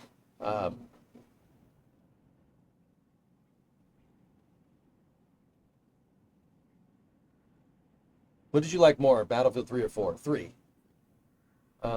So yeah, here, let me show you. So we finished working on this today. That's the engine bay in the blue truck. It runs, everything works fine. It needs another quart of oil, and it's not burning oil. We missed. It's embarrassing. I don't want to talk about it. Yes, remember when I was talking about environmental stuff? I spilled some oil on the ground. Yeah. What's the timing at? I don't know. Whatever it was from the factory, dude. I just marked the cap, or not the cap. I marked the distributor shaft with a red paint pen and just moved it back into position. Yep. So I took all the legacy vacuum nonsense off of this, and it's much nicer now. Adjustable hydraulic desk. Sit a while, stand a while. You're getting one. Yeah, maybe. But Miss Daisy, thank you for the 10 subs. I do appreciate it.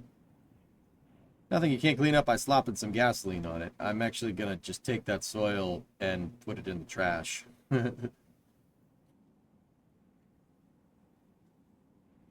Dig it up. Anyway. Yeah, so we're down a quart right now. I got to put a little bit more in. We got to burp the cooling system because I had to take the upper rad hose off. But I've been doing a lot of work. We're doing a lot of work during the day. I sanded and painted the valve covers so they're blue. Blue looks sick with the gold. I really like it. The thermostat housing, I sanded that thing down, got all the corrosion out of it. I repainted it, and we put nice brass fittings on the caps for everything to match the carburetor. It looks pretty good, dudes. It looks good under there. I had it out in driving. Ernok and I had it out in driving. I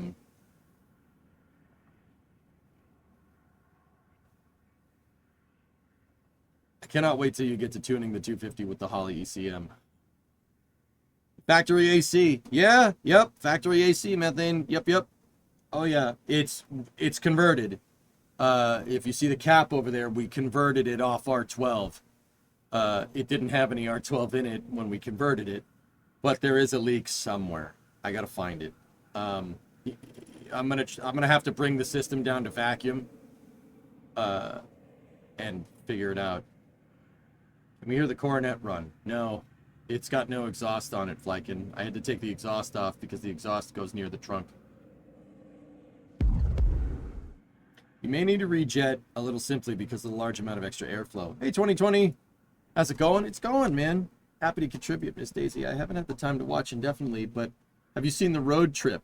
I missed it because I've been working on my road trip vehicle. That's Ernok's truck, one of my moderators.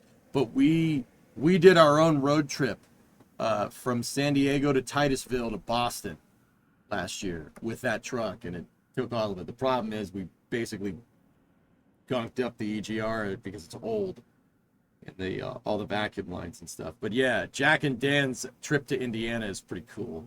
It's pretty fun. I wish I could participate in it. I wish they told me. I would have flown down to Boca for that. Should have let me know. Suggestion: water cooler in the garage plus a small cup instead of water bottles at the desk. Give yourself a timer or else to redeem a drink hourly. Yeah, it's a good idea. There's no room in that car. What car?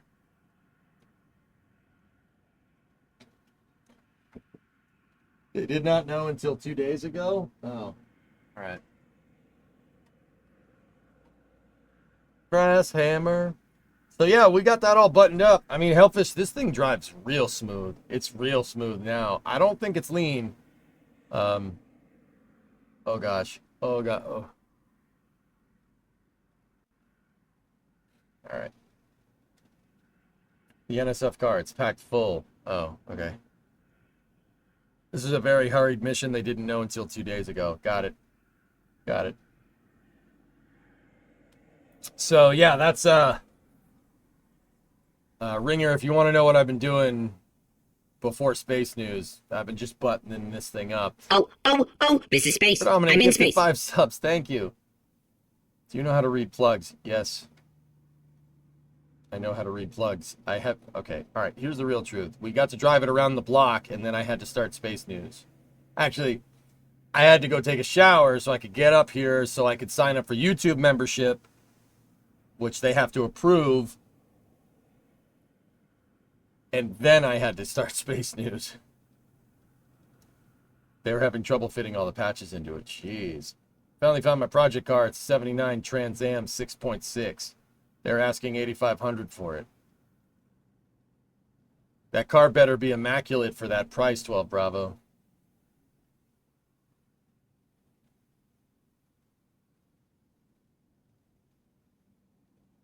"2020 good news. Bandages came off and stay off today. I'm walking normally, and I got back to work in 2 weeks. Just popping in to say hi. Got to scoot. Have a great stream." All right, man. Thanks for the bits. I'll see you, buddy.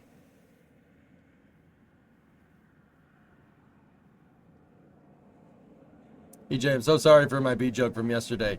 Didn't know you were going through that bad of a time. Hey, Tori, it's fine. Don't worry about it. This week, I'm good. Why the double V-belts on one accessory? Brother, I don't know. I have no idea. Double V-belts go to the power steering pump. We took the air pump off. So it's alternator left, power steering right, AC compressor top right. Yeah, a wideband probably wouldn't be the worst idea, Hellfish. But yeah. What are those two medium-sized tubes under the radiator tube? Heater core, that they go to the heater box. We have one. Oh yeah, that's right. Ernok has the carb cheater kit. Yeah. We have one of those, dude. Don't worry about that. Yeah, so this is the heater hose. That's the hose that's coming from. Carb cheater. So the carb cheater, if is a kit that you can buy for an old carbureted vehicle. that takes all the mechanical stuff and has it like basically electronically controlled. So you have a computer controlled carb. Well, it's not computer controlled. I mean, it just makes slight adjustments and it gives you a good readout for the carb. But you still have to go and tune the thing. But yeah, carb cheaters are pretty cool. It's for accessories that can slip the belt while under high load. Oh, so power steering. That makes sense, Rares. Thank you. So like on the fly tuning, for the most part, Flykid, you'll be able to tune the carburetor better if you have, it's basically a diagnostics tool that'll tell you what the carb is doing and tell you what you need to manually adjust. I said it wrong. I said it's computer controlled. It's not computer controlled. You have to do all the adjustments still, but it'll tell you what you need to adjust instead of like having to sit there and be like, okay, I got to turn this screw a little bit. The carb cheater, this, yes.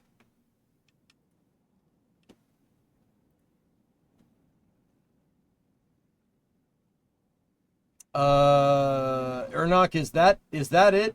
I think that's it, yes.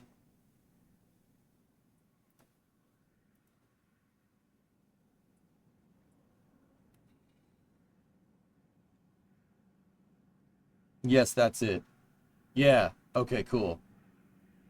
I was 75. Your buddy bought a 73 bed in the early 90s. It was pretty much stock, so he got it back to stock. The only thing he changed was the ignition, swapped out an electric ignition for one with points. Okay. Hey, Bob. You just watched the Jack and Dan extravaganza a bit for the last night. Great vibe. You would have added value. They said nice things about you. Yeah, I know. Yep. So is Arnok chatting from a different part of your house? Chatting from a different part of my property, MK note. My garage is not near my house. Remember, it's the States, dude. Got a lot of land. My garage is probably like 100 meters behind the house in the woods. Quadra junk? No, it's got a Holly in it. It's got a Holly 650 CFM farm with vacuum secondaries, and it worked great, dude. Like taking all of the vacuum lines off,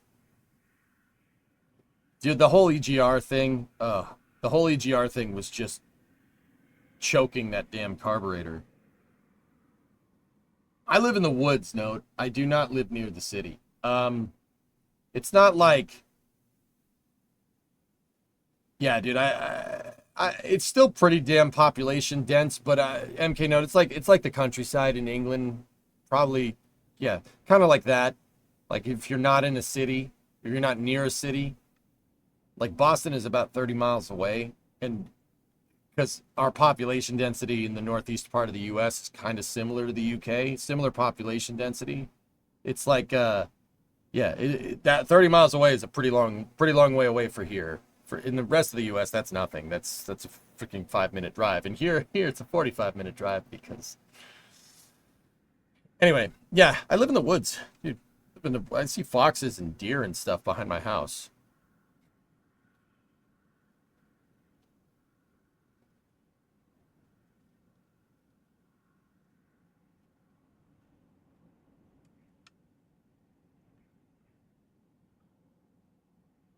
You're in Sanford, much less space. Dude, think like, I'm trying to think in the UK what would be applicable here. Like Wales or something. It's kind of like that.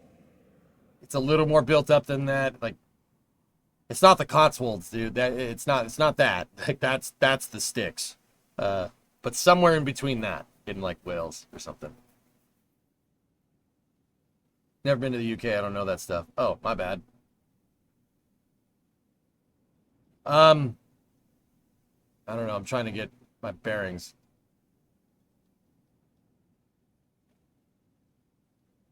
I live 15 miles from my work. Sanford ain't UK.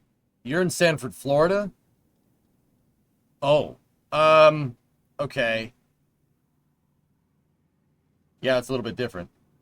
Okay, no, you're in Sanford, Florida. The Bradenton? Something like that. That's much easier to make an approximation. I don't know. Dude, I thought it was from the UK or something. I don't know why. Maybe there's another MK or something that's from the UK. But whatever. My brain's being dumb. Don't mind me. So if you're in Sanford, dude, no, Sanford's too built up.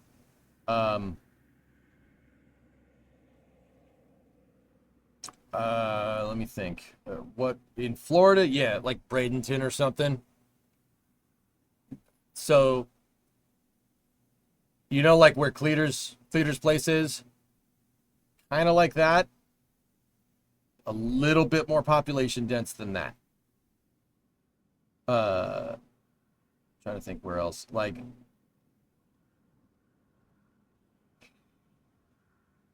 see, in Florida, dude, you just got concentrations of people. Like in Florida, it's like city skylines, guys. You'll be driving, and it'll be super built up, and then you'll go 2 or 3 miles down the road, and then you're in the sticks. That's just how Florida is nowadays. Yeah, kayak, something like that.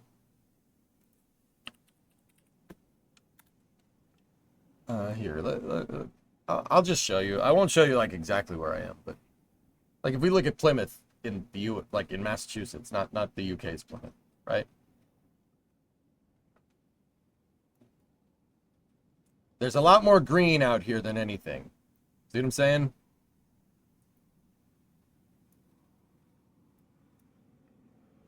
And there's a lot of state forests around, and I have a state forest behind me. So there's nothing but woods behind the house.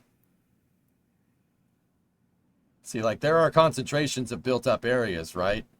But then there's just a lot of, like I said, that's about as rural as you're going to get for Eastern Mass. It looks like a swamp. No, it's not a swamp. These are all lakes.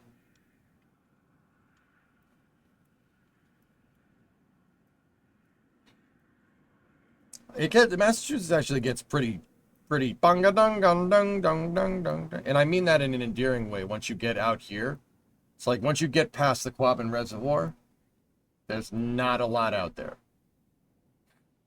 There's Holyoke, Springfield, and Pittsfield, and Amherst. The only reason Amherst is there is because there's a college there. Real nasty storms rolling down towards you. Cool. So yeah, we have a decent amount of land. So Ernok's hanging in the spare bedroom in the house, I think, or he could be in the basement, you know, whatever. Like where? Yeah, something like that. Okay, I'm drawing the EJSA logo on W Place. Oh, jeez. Right now, big old thunderstorm in Boston. Eric, you went down to Mayflower Beach 2 weeks ago, and it was beautiful. First time inside the arm of Massachusetts. Yeah, I love living around here, dude. I love living on the Cape. It's nice, man. It's quiet, except for the summertime. There's a lot of people here in the summertime. That whole peninsula that I was showing you guys, if you don't know, that is a huge vacation spot, and it's yeah, you get a lot of people from New York coming up here, and you're like, hey, look at this beach. This beach is great. Oh, look at the sand. You just don't get this down where I'm from. Like, dude, just go to South Jersey or something. Get the hell out of here. Sorry. The influx, the population on the Cape, like on Cape Cod, where I'm from, or not where I'm from, where I live, it like doubles in the summertime. Like double the amount of people. In the wintertime, though, this place rules. Nobody's around. No one's here. It's great. Oh, yeah, we're heading up to the damn cod. Look at this. You could go fishing. Look at this sand. You don't get this kind of sand in New York. Like, not going to lie, I don't like Massachusetts in general. All right. Thanks for letting me know, Baron. I'll take that into consideration or something.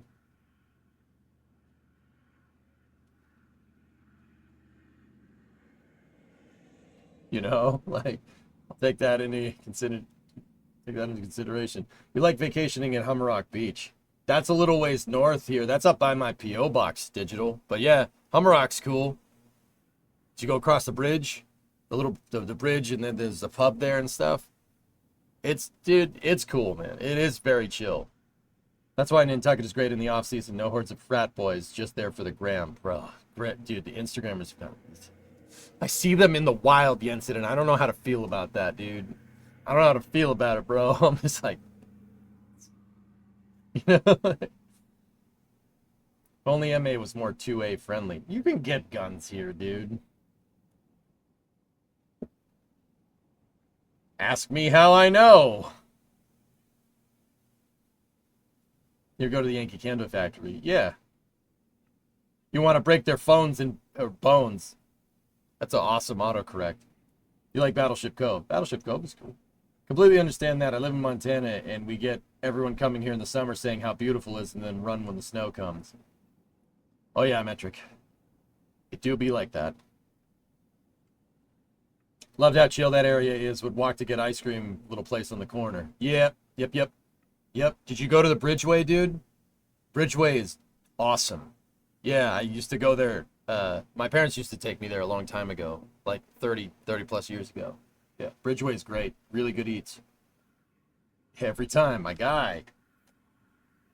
It would also help if the bridges to the Cape don't absolutely suck. Yeah, they're only like 90 years old or something. Whatever.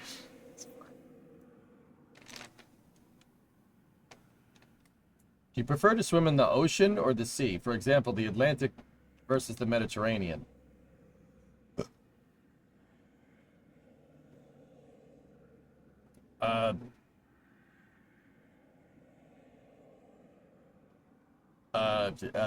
The ocean is like super close, so I swim in that.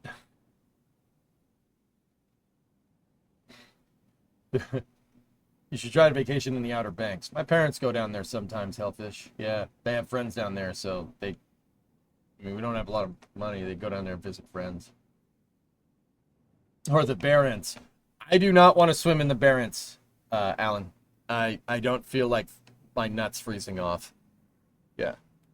Have you ever seen The Mothman? No.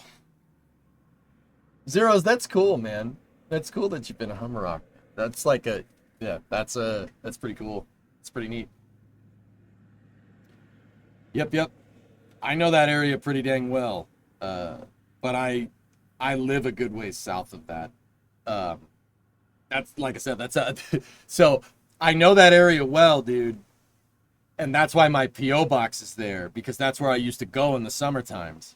Believe it or not, my P.O. box is Reed Harbor. That's right next to Hummerock. Which is kind of cool. That's funny, man. That's why I chose that P.O. box, because I know that place. But I wish I lived in Marshfield. It's too expensive. I can't afford that. We couldn't afford that. We had to move further south. Was our family vacay spot until you moved to California. Right on. Yeah. Cool. Right on. Boat touchers. Oh, no.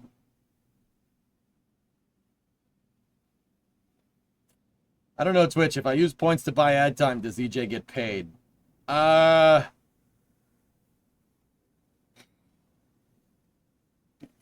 Yeah, so if you use channel points on Twitch and you retrieve ad time, that doesn't get you ad time. What that gets you is a roll. So if you retrieve ad time, we both roll D20, and whoever wins, if you win, I run ads. If I win, we don't run ads. That's my rule. You have to roll for initiative for ads after retrieving the channel points. Likes Orange retrieved ad time. Likes Orange retrieved ad time and rolled a 1. I rolled a 4. That's not great. That's not great. That's not great, dude. That's not great. I still won though. Oh man. You claimed an ad time like a week ago? All right, roll. Roll then, Colteg.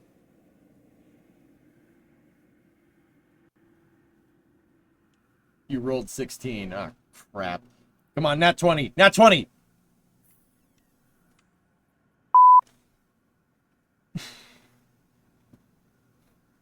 I hate D&D. This game sucks. Enjoy your ads. Tell me when they're over.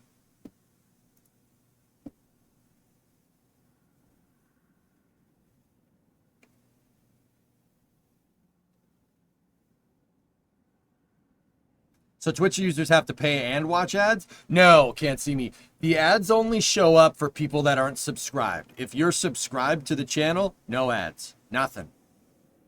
No ads. I don't, and dude, I don't like running ads because dude, it's everywhere. It's all over the place. I can't stand it. It's too much. It's too much. I make it a thing to not do that.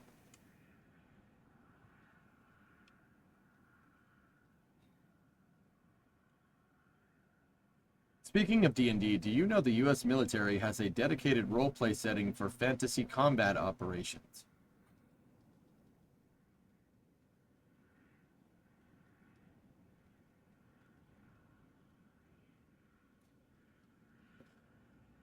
Why? Why? Does the streamer decide what a sub costs? No, Peter, not on Twitch. The contract that you have with Twitch very much denotes the cuts. On YouTube, it's much more straightforward. I actually saw from the Membies thing that you have a lot more in.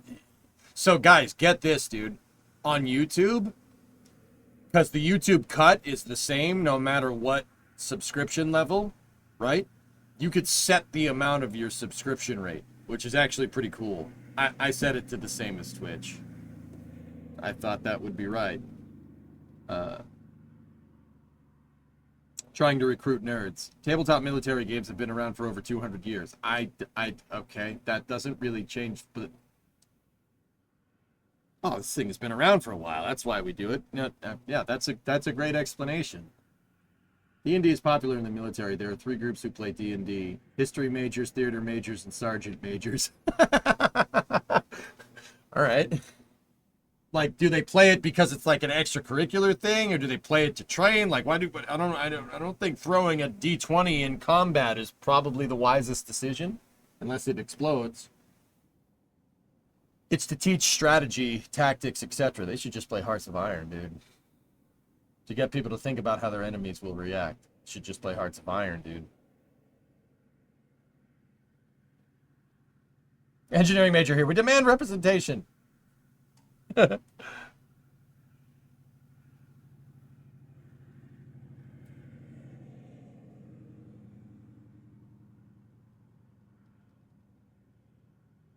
Hearts isn't actually realistic enough. All right, fine. Play Axis and Allies then. Should I buy workers and resources? Predominant, I'm not 100% sure that that's your cup of tea. I kind of got workers out of my system, dude, but I still like it. It's still a good game. I love it. Imagine a D20 looking grenade being thrown at you. Panaman, if you throw it and it lands on like 10 plus, it blows up. You throw it and it rolls a 4, it doesn't blow up. I don't know why. I don't know how that would be useful in combat, but I mean, be kind of fun. At least your enemy would be confused. They'd be like, What is that? What did you just do? If you roll a 1, it shoots, it ejects back towards you. If it rolls a 1, the fuse is like double the length, so they have time to throw it back. Have you seen Cursed Halo? I haven't. No. And they get a potential return roll. I don't think that this is how combat works.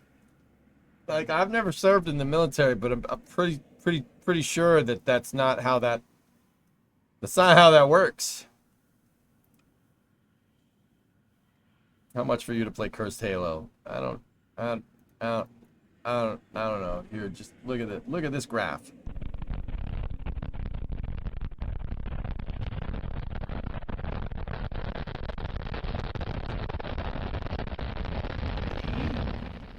That's nice. How about a Sidewinder missile just coming right back at you? I don't want this. Hands. Oh my goodness. Did you just link the thing that's on the screen?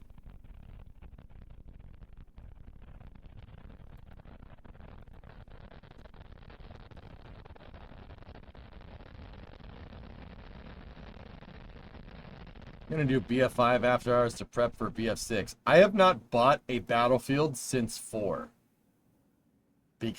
And even 4 pissed me off because 4 is just 3 with a different, like, number.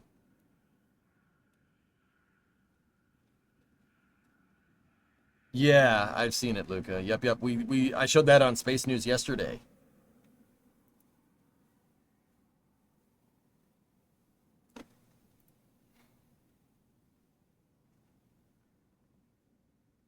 Apparently, yeah, it's a very popular subject. You were okay with 4 being what it was. 3 was a return to form, though, dude. Northrop confirmed that this is one of the payloads.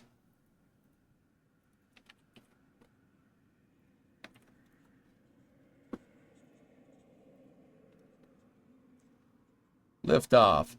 Another of our ESPA Star rideshare spacecraft buses enabling rapid and affordable access to space has launched on the SF-106 mission. Oh. It's neat.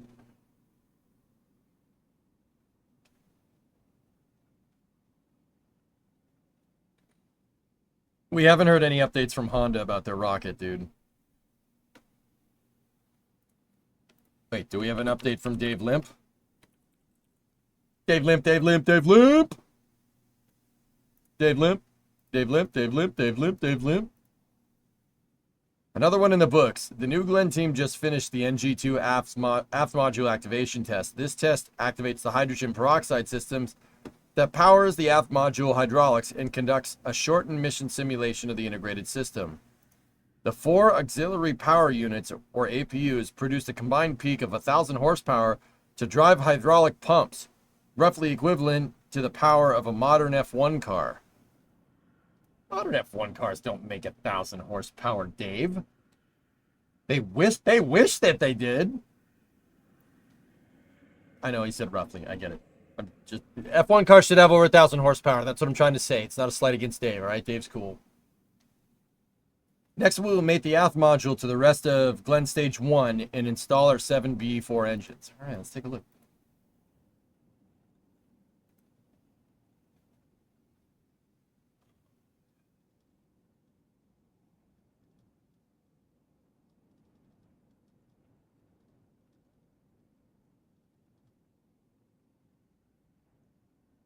Okay, if you include electric, they do. Yeah.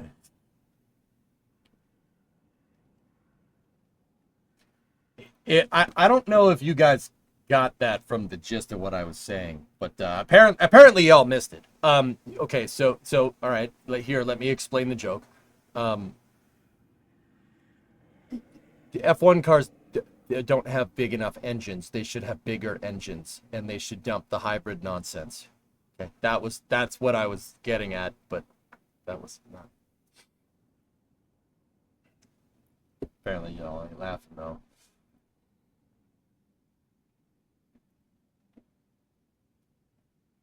They said in January they had another one basically ready to go.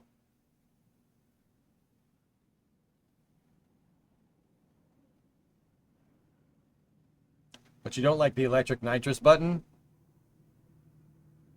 You do not need an electric nitrous button to make 1,000 horsepower. You can do that with the rotating engine and do thing with the thing.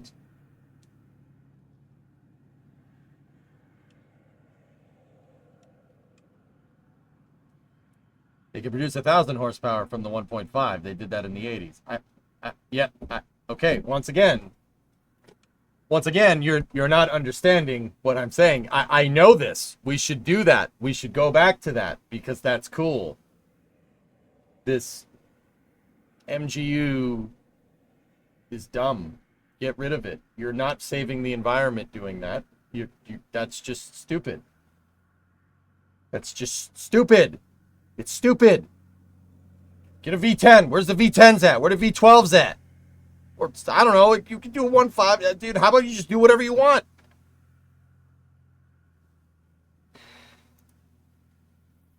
Anything but what anything but what it is right now.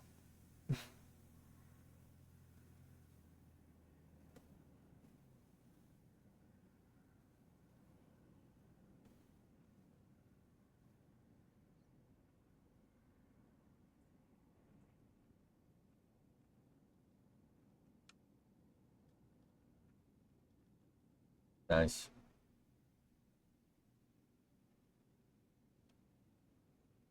Nice.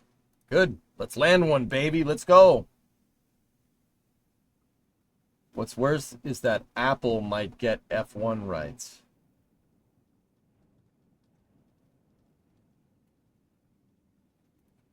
All right. So this is what's called an aft module of GS1, New Glenn Stage 1, or New Glenn's first stage. That's the engine section and the landing gear section.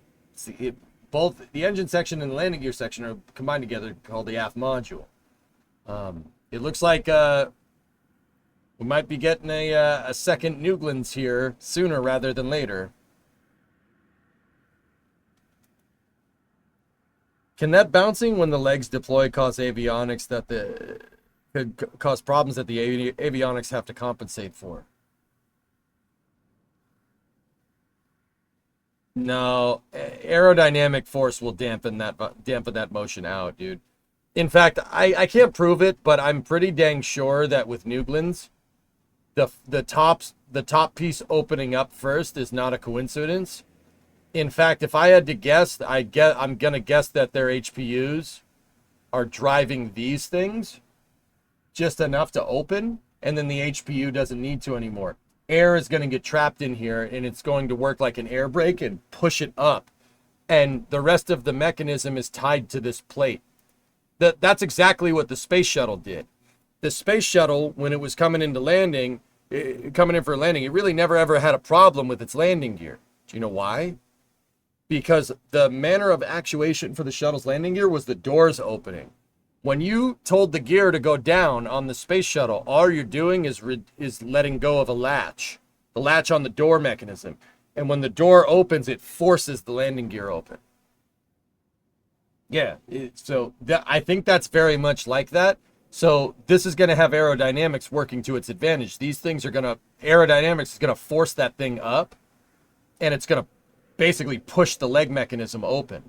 And then once again, aerodynamics will basically push this thing into position. That and the engines will shake the craft more than the legs will. I mean, yeah, that's a lot to do with it.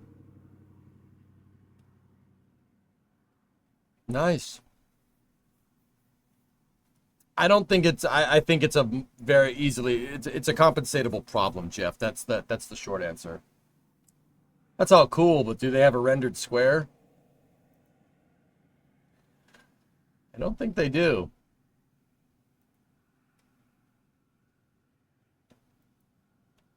You know, there's cool. That's pretty cool, but it'll never be as cool as the green rendered square.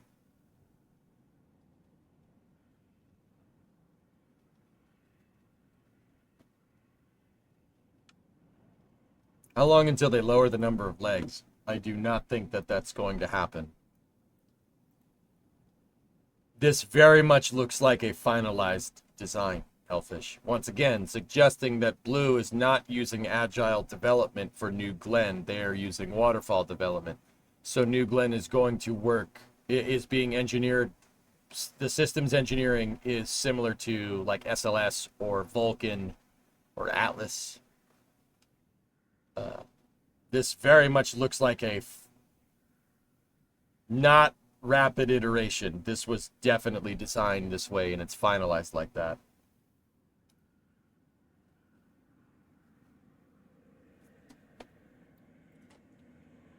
You think Starship will fly this morning now that they pulled the 22nd as the launch date? This month, okay. End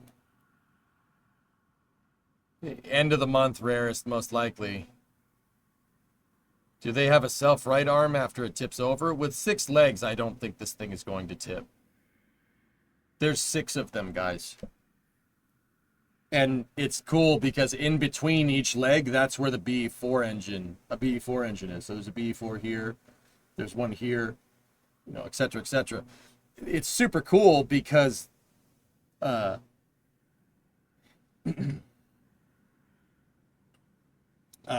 forgot what I was going to say. Yeah, the legs are in the aggregate space between the BE4s. That's what I was trying to say. Sorry, I had another thought, but I forgot what it was. It's pretty neat, man. It's a pretty cool rocket. It's Hello. Yeah, the legs are basically right here. Oh yeah, that's what I was gonna say. I'm an idiot. I mean, I was gonna say that too, but so that's the reason why the bottom engine section of New Glenn, see, it kind of tapers out. It tapers out because the legs are kind of, the way it's packaged, it needs to be a little wider around the midsection, or the aft section, excuse me. I'm wider around the midsection. I'm fixing that though.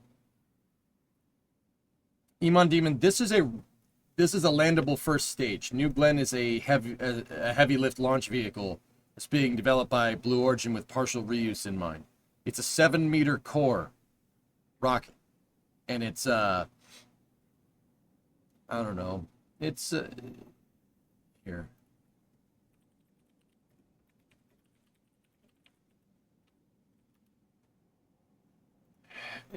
New Glenn is it's almost as tall as the Saturn V. It's pretty damn close, actually. I mean, keep in mind what I'm about to show you is a little bit outdated. The 2-stage New Glenn is not a thing. The 2-stage New Glenn is as big as the 3-stage New Glenn in this render, but that's the approximate size of the rocket, comparatively like Saturn V, SLS. Now that's a way older Starship, but Falcons as well. It's not a small rocket, guys. It is quite large. 7-meter core, about 300, about 100 meters tall, give or take. So in America units, that's like 23 feet by 300 feet. It's quite big. It's a big boy rocket. I just really wish they would fly it more. I mean, that first flight was, oh, woof.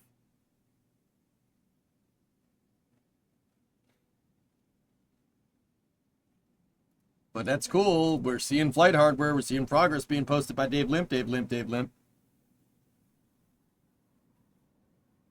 What helped me the most for losing weight was skipping breakfast. I already don't eat breakfast, dude. Nice.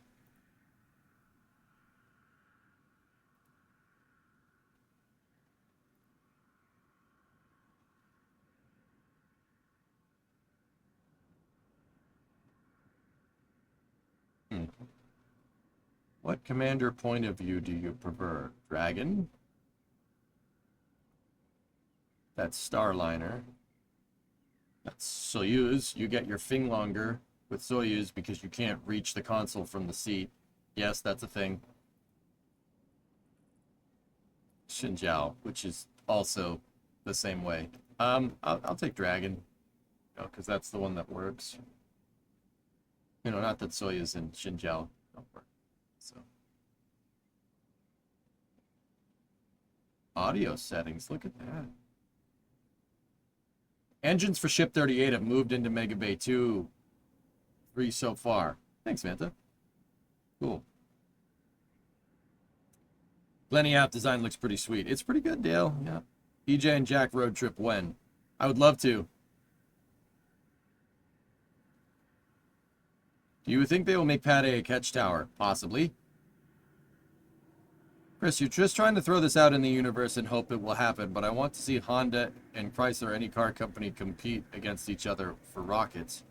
In the Oh, thunderstorms. In the 60s, Chris, they did. General Motors made the moon rover that the astronauts drove around it. Ford made all the consoles in mission control. And Chrysler, well,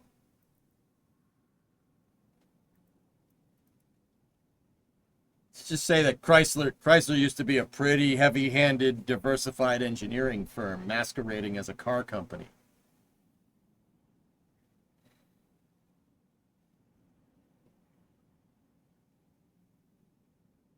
Yeah, Alex, I'm being very careful. Thank you. Yeah, you're right. You're absolutely right. Isn't it Honda that's getting the launch vehicles? Mitsubishi makes the H3, but yeah, Honda had a test prototype, dude. I'm not sure how far you're getting with that thing, but... Airport Lounge, Matt Strat. They still exist. They still use those at Dulles. Oh, yeah. Yeah, they're still in operation, dude.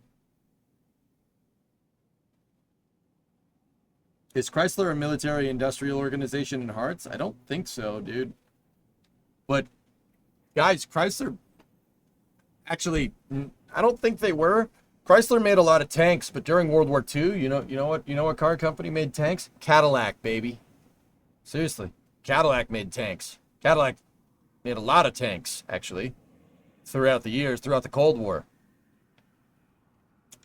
Yeah.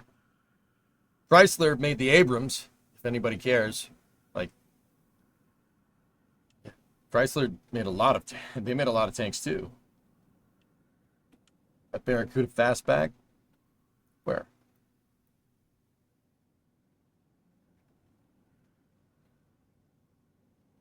Oh, yeah, yeah. Oh, yeah. Dude, yeah, great. My car is in here. That's my car right there. That's what my car looks like. Only my car is this color.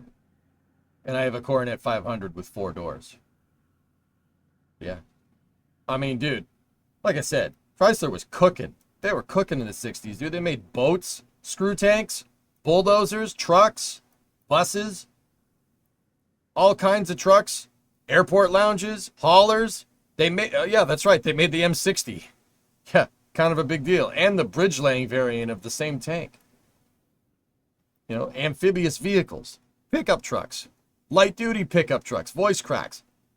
They were making luxury vehicles. I mean, dude, look at the list of vehicles here.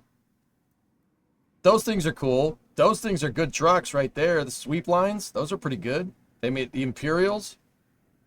Fantastic automobile. New Yorkers are okay. The Chrysler 300, amazing. Coronet RT, Charger RT, Sport Fury. Barracuda Convertible, the Belvedere, Satellite, Roadrunner, GTX. Like, dude, these are all like greatest hits, man.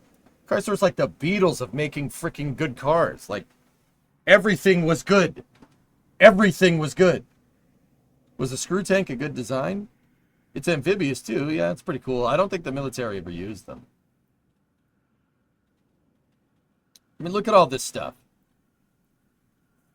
It's awesome, dude. Look at the Town and Country. Look at that. It's got full wood trim on it, bro. Look at, oh, it's mint.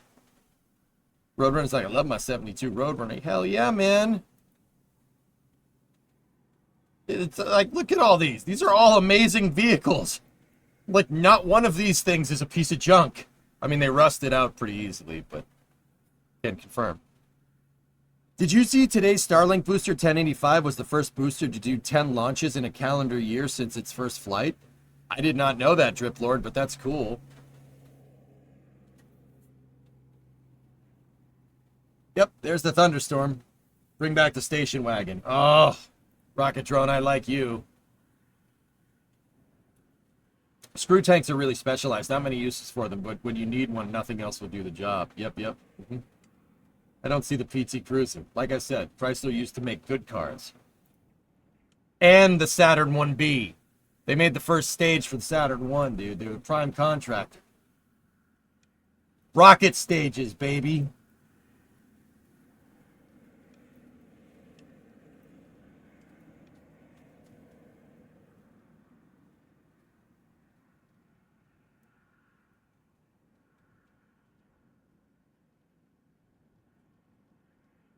Dude, honestly, like my Coronet, I just need a car. Like, dude, just make a mid-sized car like that. Like, front engine, rear-wheel drive.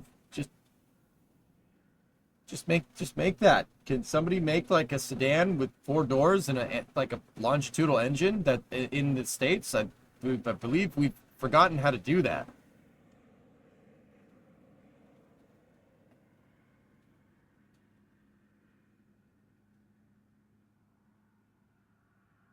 Anyway. All right, guys. This was fun. Fun space news. Anything else you guys want to talk about? I think we got through it. Once again, the cycle has been really slow all summer. It's kind of a pain in the butt. Your wife loves her all-wheel drive V8 Magnum. Nice.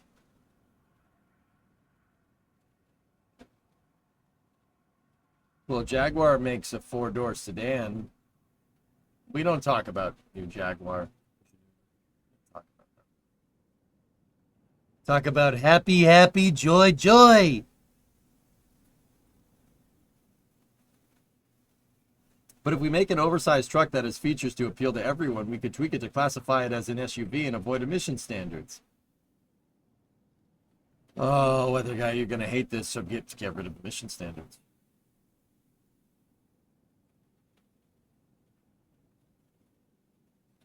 I mean, they won't. I mean, maybe. How's Massey's doing? It's doing all right, House. What do you see coming down the pipe with the option to no emissions?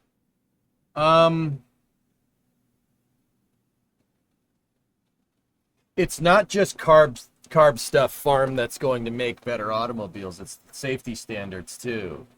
Guys, I'm not going to sit here and sugarcoat it. Those old cars, you get into a head-on, you're pretty much dead. Like, that's the thing about older cars. If you tried to drive them like a new car without the safety features in there, you're not going to have a good day. I mean, only pretty much. I mean, depends if you're riding right or left seat. You feel like eating the dashboard or getting skewered like a shish kebab on the steering wheel. There's a reason why they stopped making cars like that, to be fair, but that doesn't mean you. I mean, they made the Crown Vic. Crown Vics are pretty damn safe. I'm about to go make wings, so I can't dive into the sand trap right now. Well, of course you wouldn't. Your wings would taste terrible. Who puts sand on wings? What's wrong with you?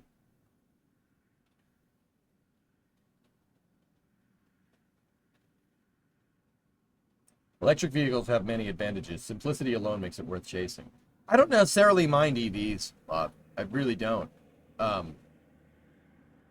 Yeah, you could fill it up with gas like at your front door. That's pretty cool. And if you have solar panels, then you don't need to pay for nothing. You pay for solar panels.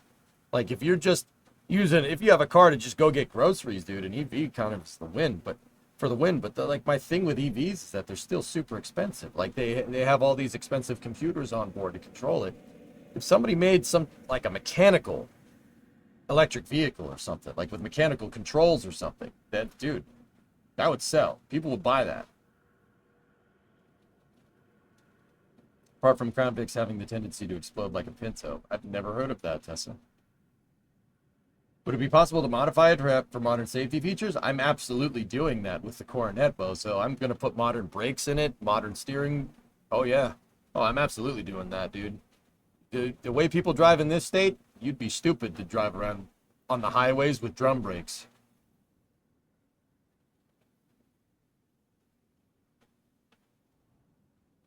Discovery, go at throttle up. Hey, Elon Muskrat, what's up, man? 26-month resub. Thank you. Bring K cars to the U.S. market. I like K cars, dude. They have the same issue, gas tank behind the rear axle. No, they don't. Tessa, they don't at all. The Pinto is a subframe unibody. The Crown Vic is body on chassis. What are you talking about? Dude, the gas tank's inside the frame rails. What are you talking about? There's a gigantic cross member behind it.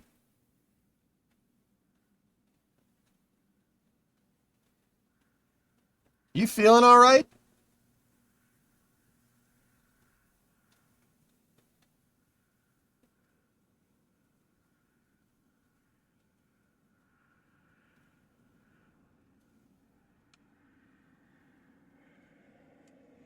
You think we'll actually ever see the minimalist pickup truck that Toyota announced? In 25 years, Jeff, will see it when it becomes safety law export exempt.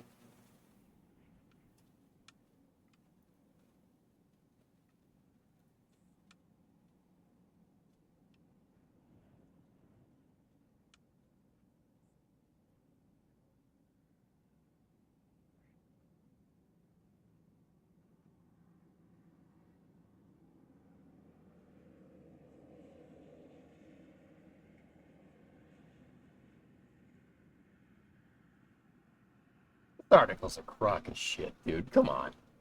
Autosafety.org.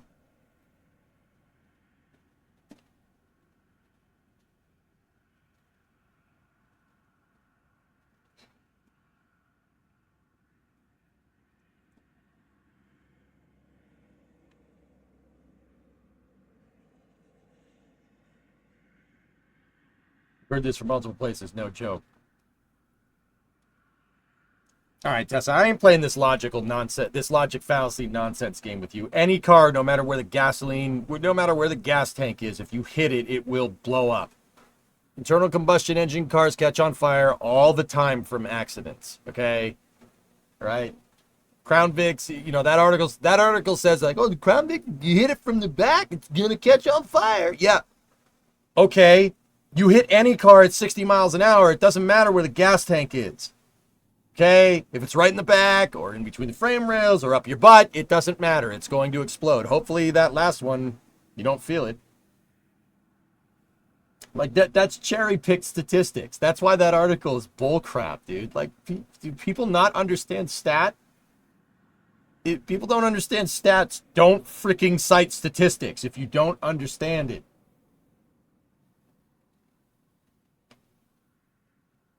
The Battleship New Jersey YouTube channel put out a video on Yamato. Cool.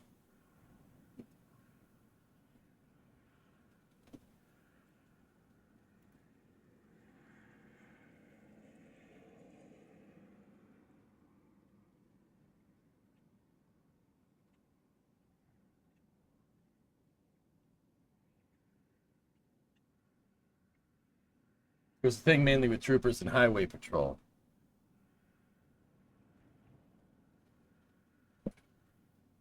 So you're telling me the car that sits next to that sits next to the side of a highway with a lot of traffic is more prone to collisions and potentially fatal collisions? Is that what you're telling me?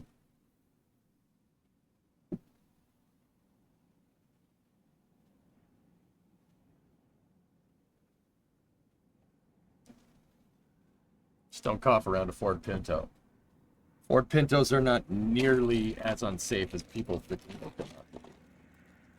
Sorry.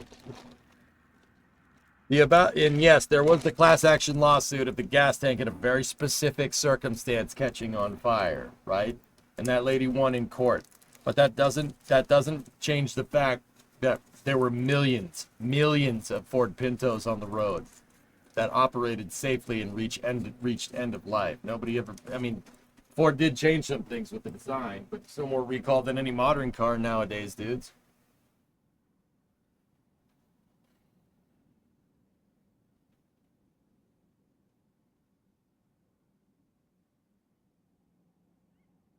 Bill, you hit a Pinto in the rear and it didn't blow up. Thank you.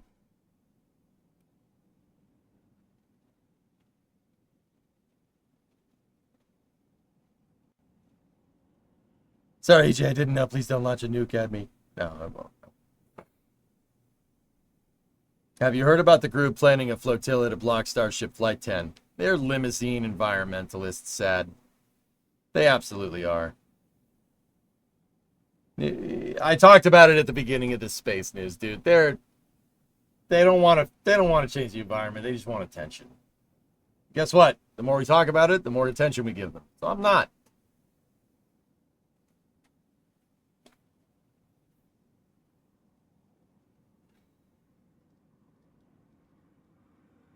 You just said that any car gets hit from the back at 60 is going to explode. Simply not true. Silly statement. All right.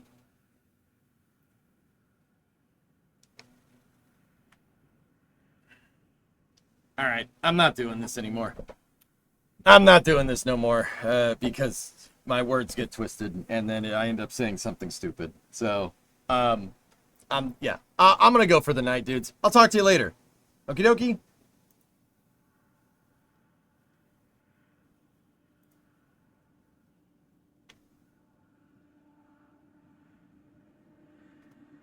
Have a good night, guys. And I'll see you guys tomorrow. I'm gonna try to get the start time in at 12, and we'll play some Battlefield or something. If not, if we can't get VF6 rolling, we'll find something else to do. I'm sure it'll be fun. And then we got Flame Trench tomorrow, and then I'm not sure what's happening after that. I'll get back to you. Thank you very much for watching, everybody. I'll see you later. Have a good night.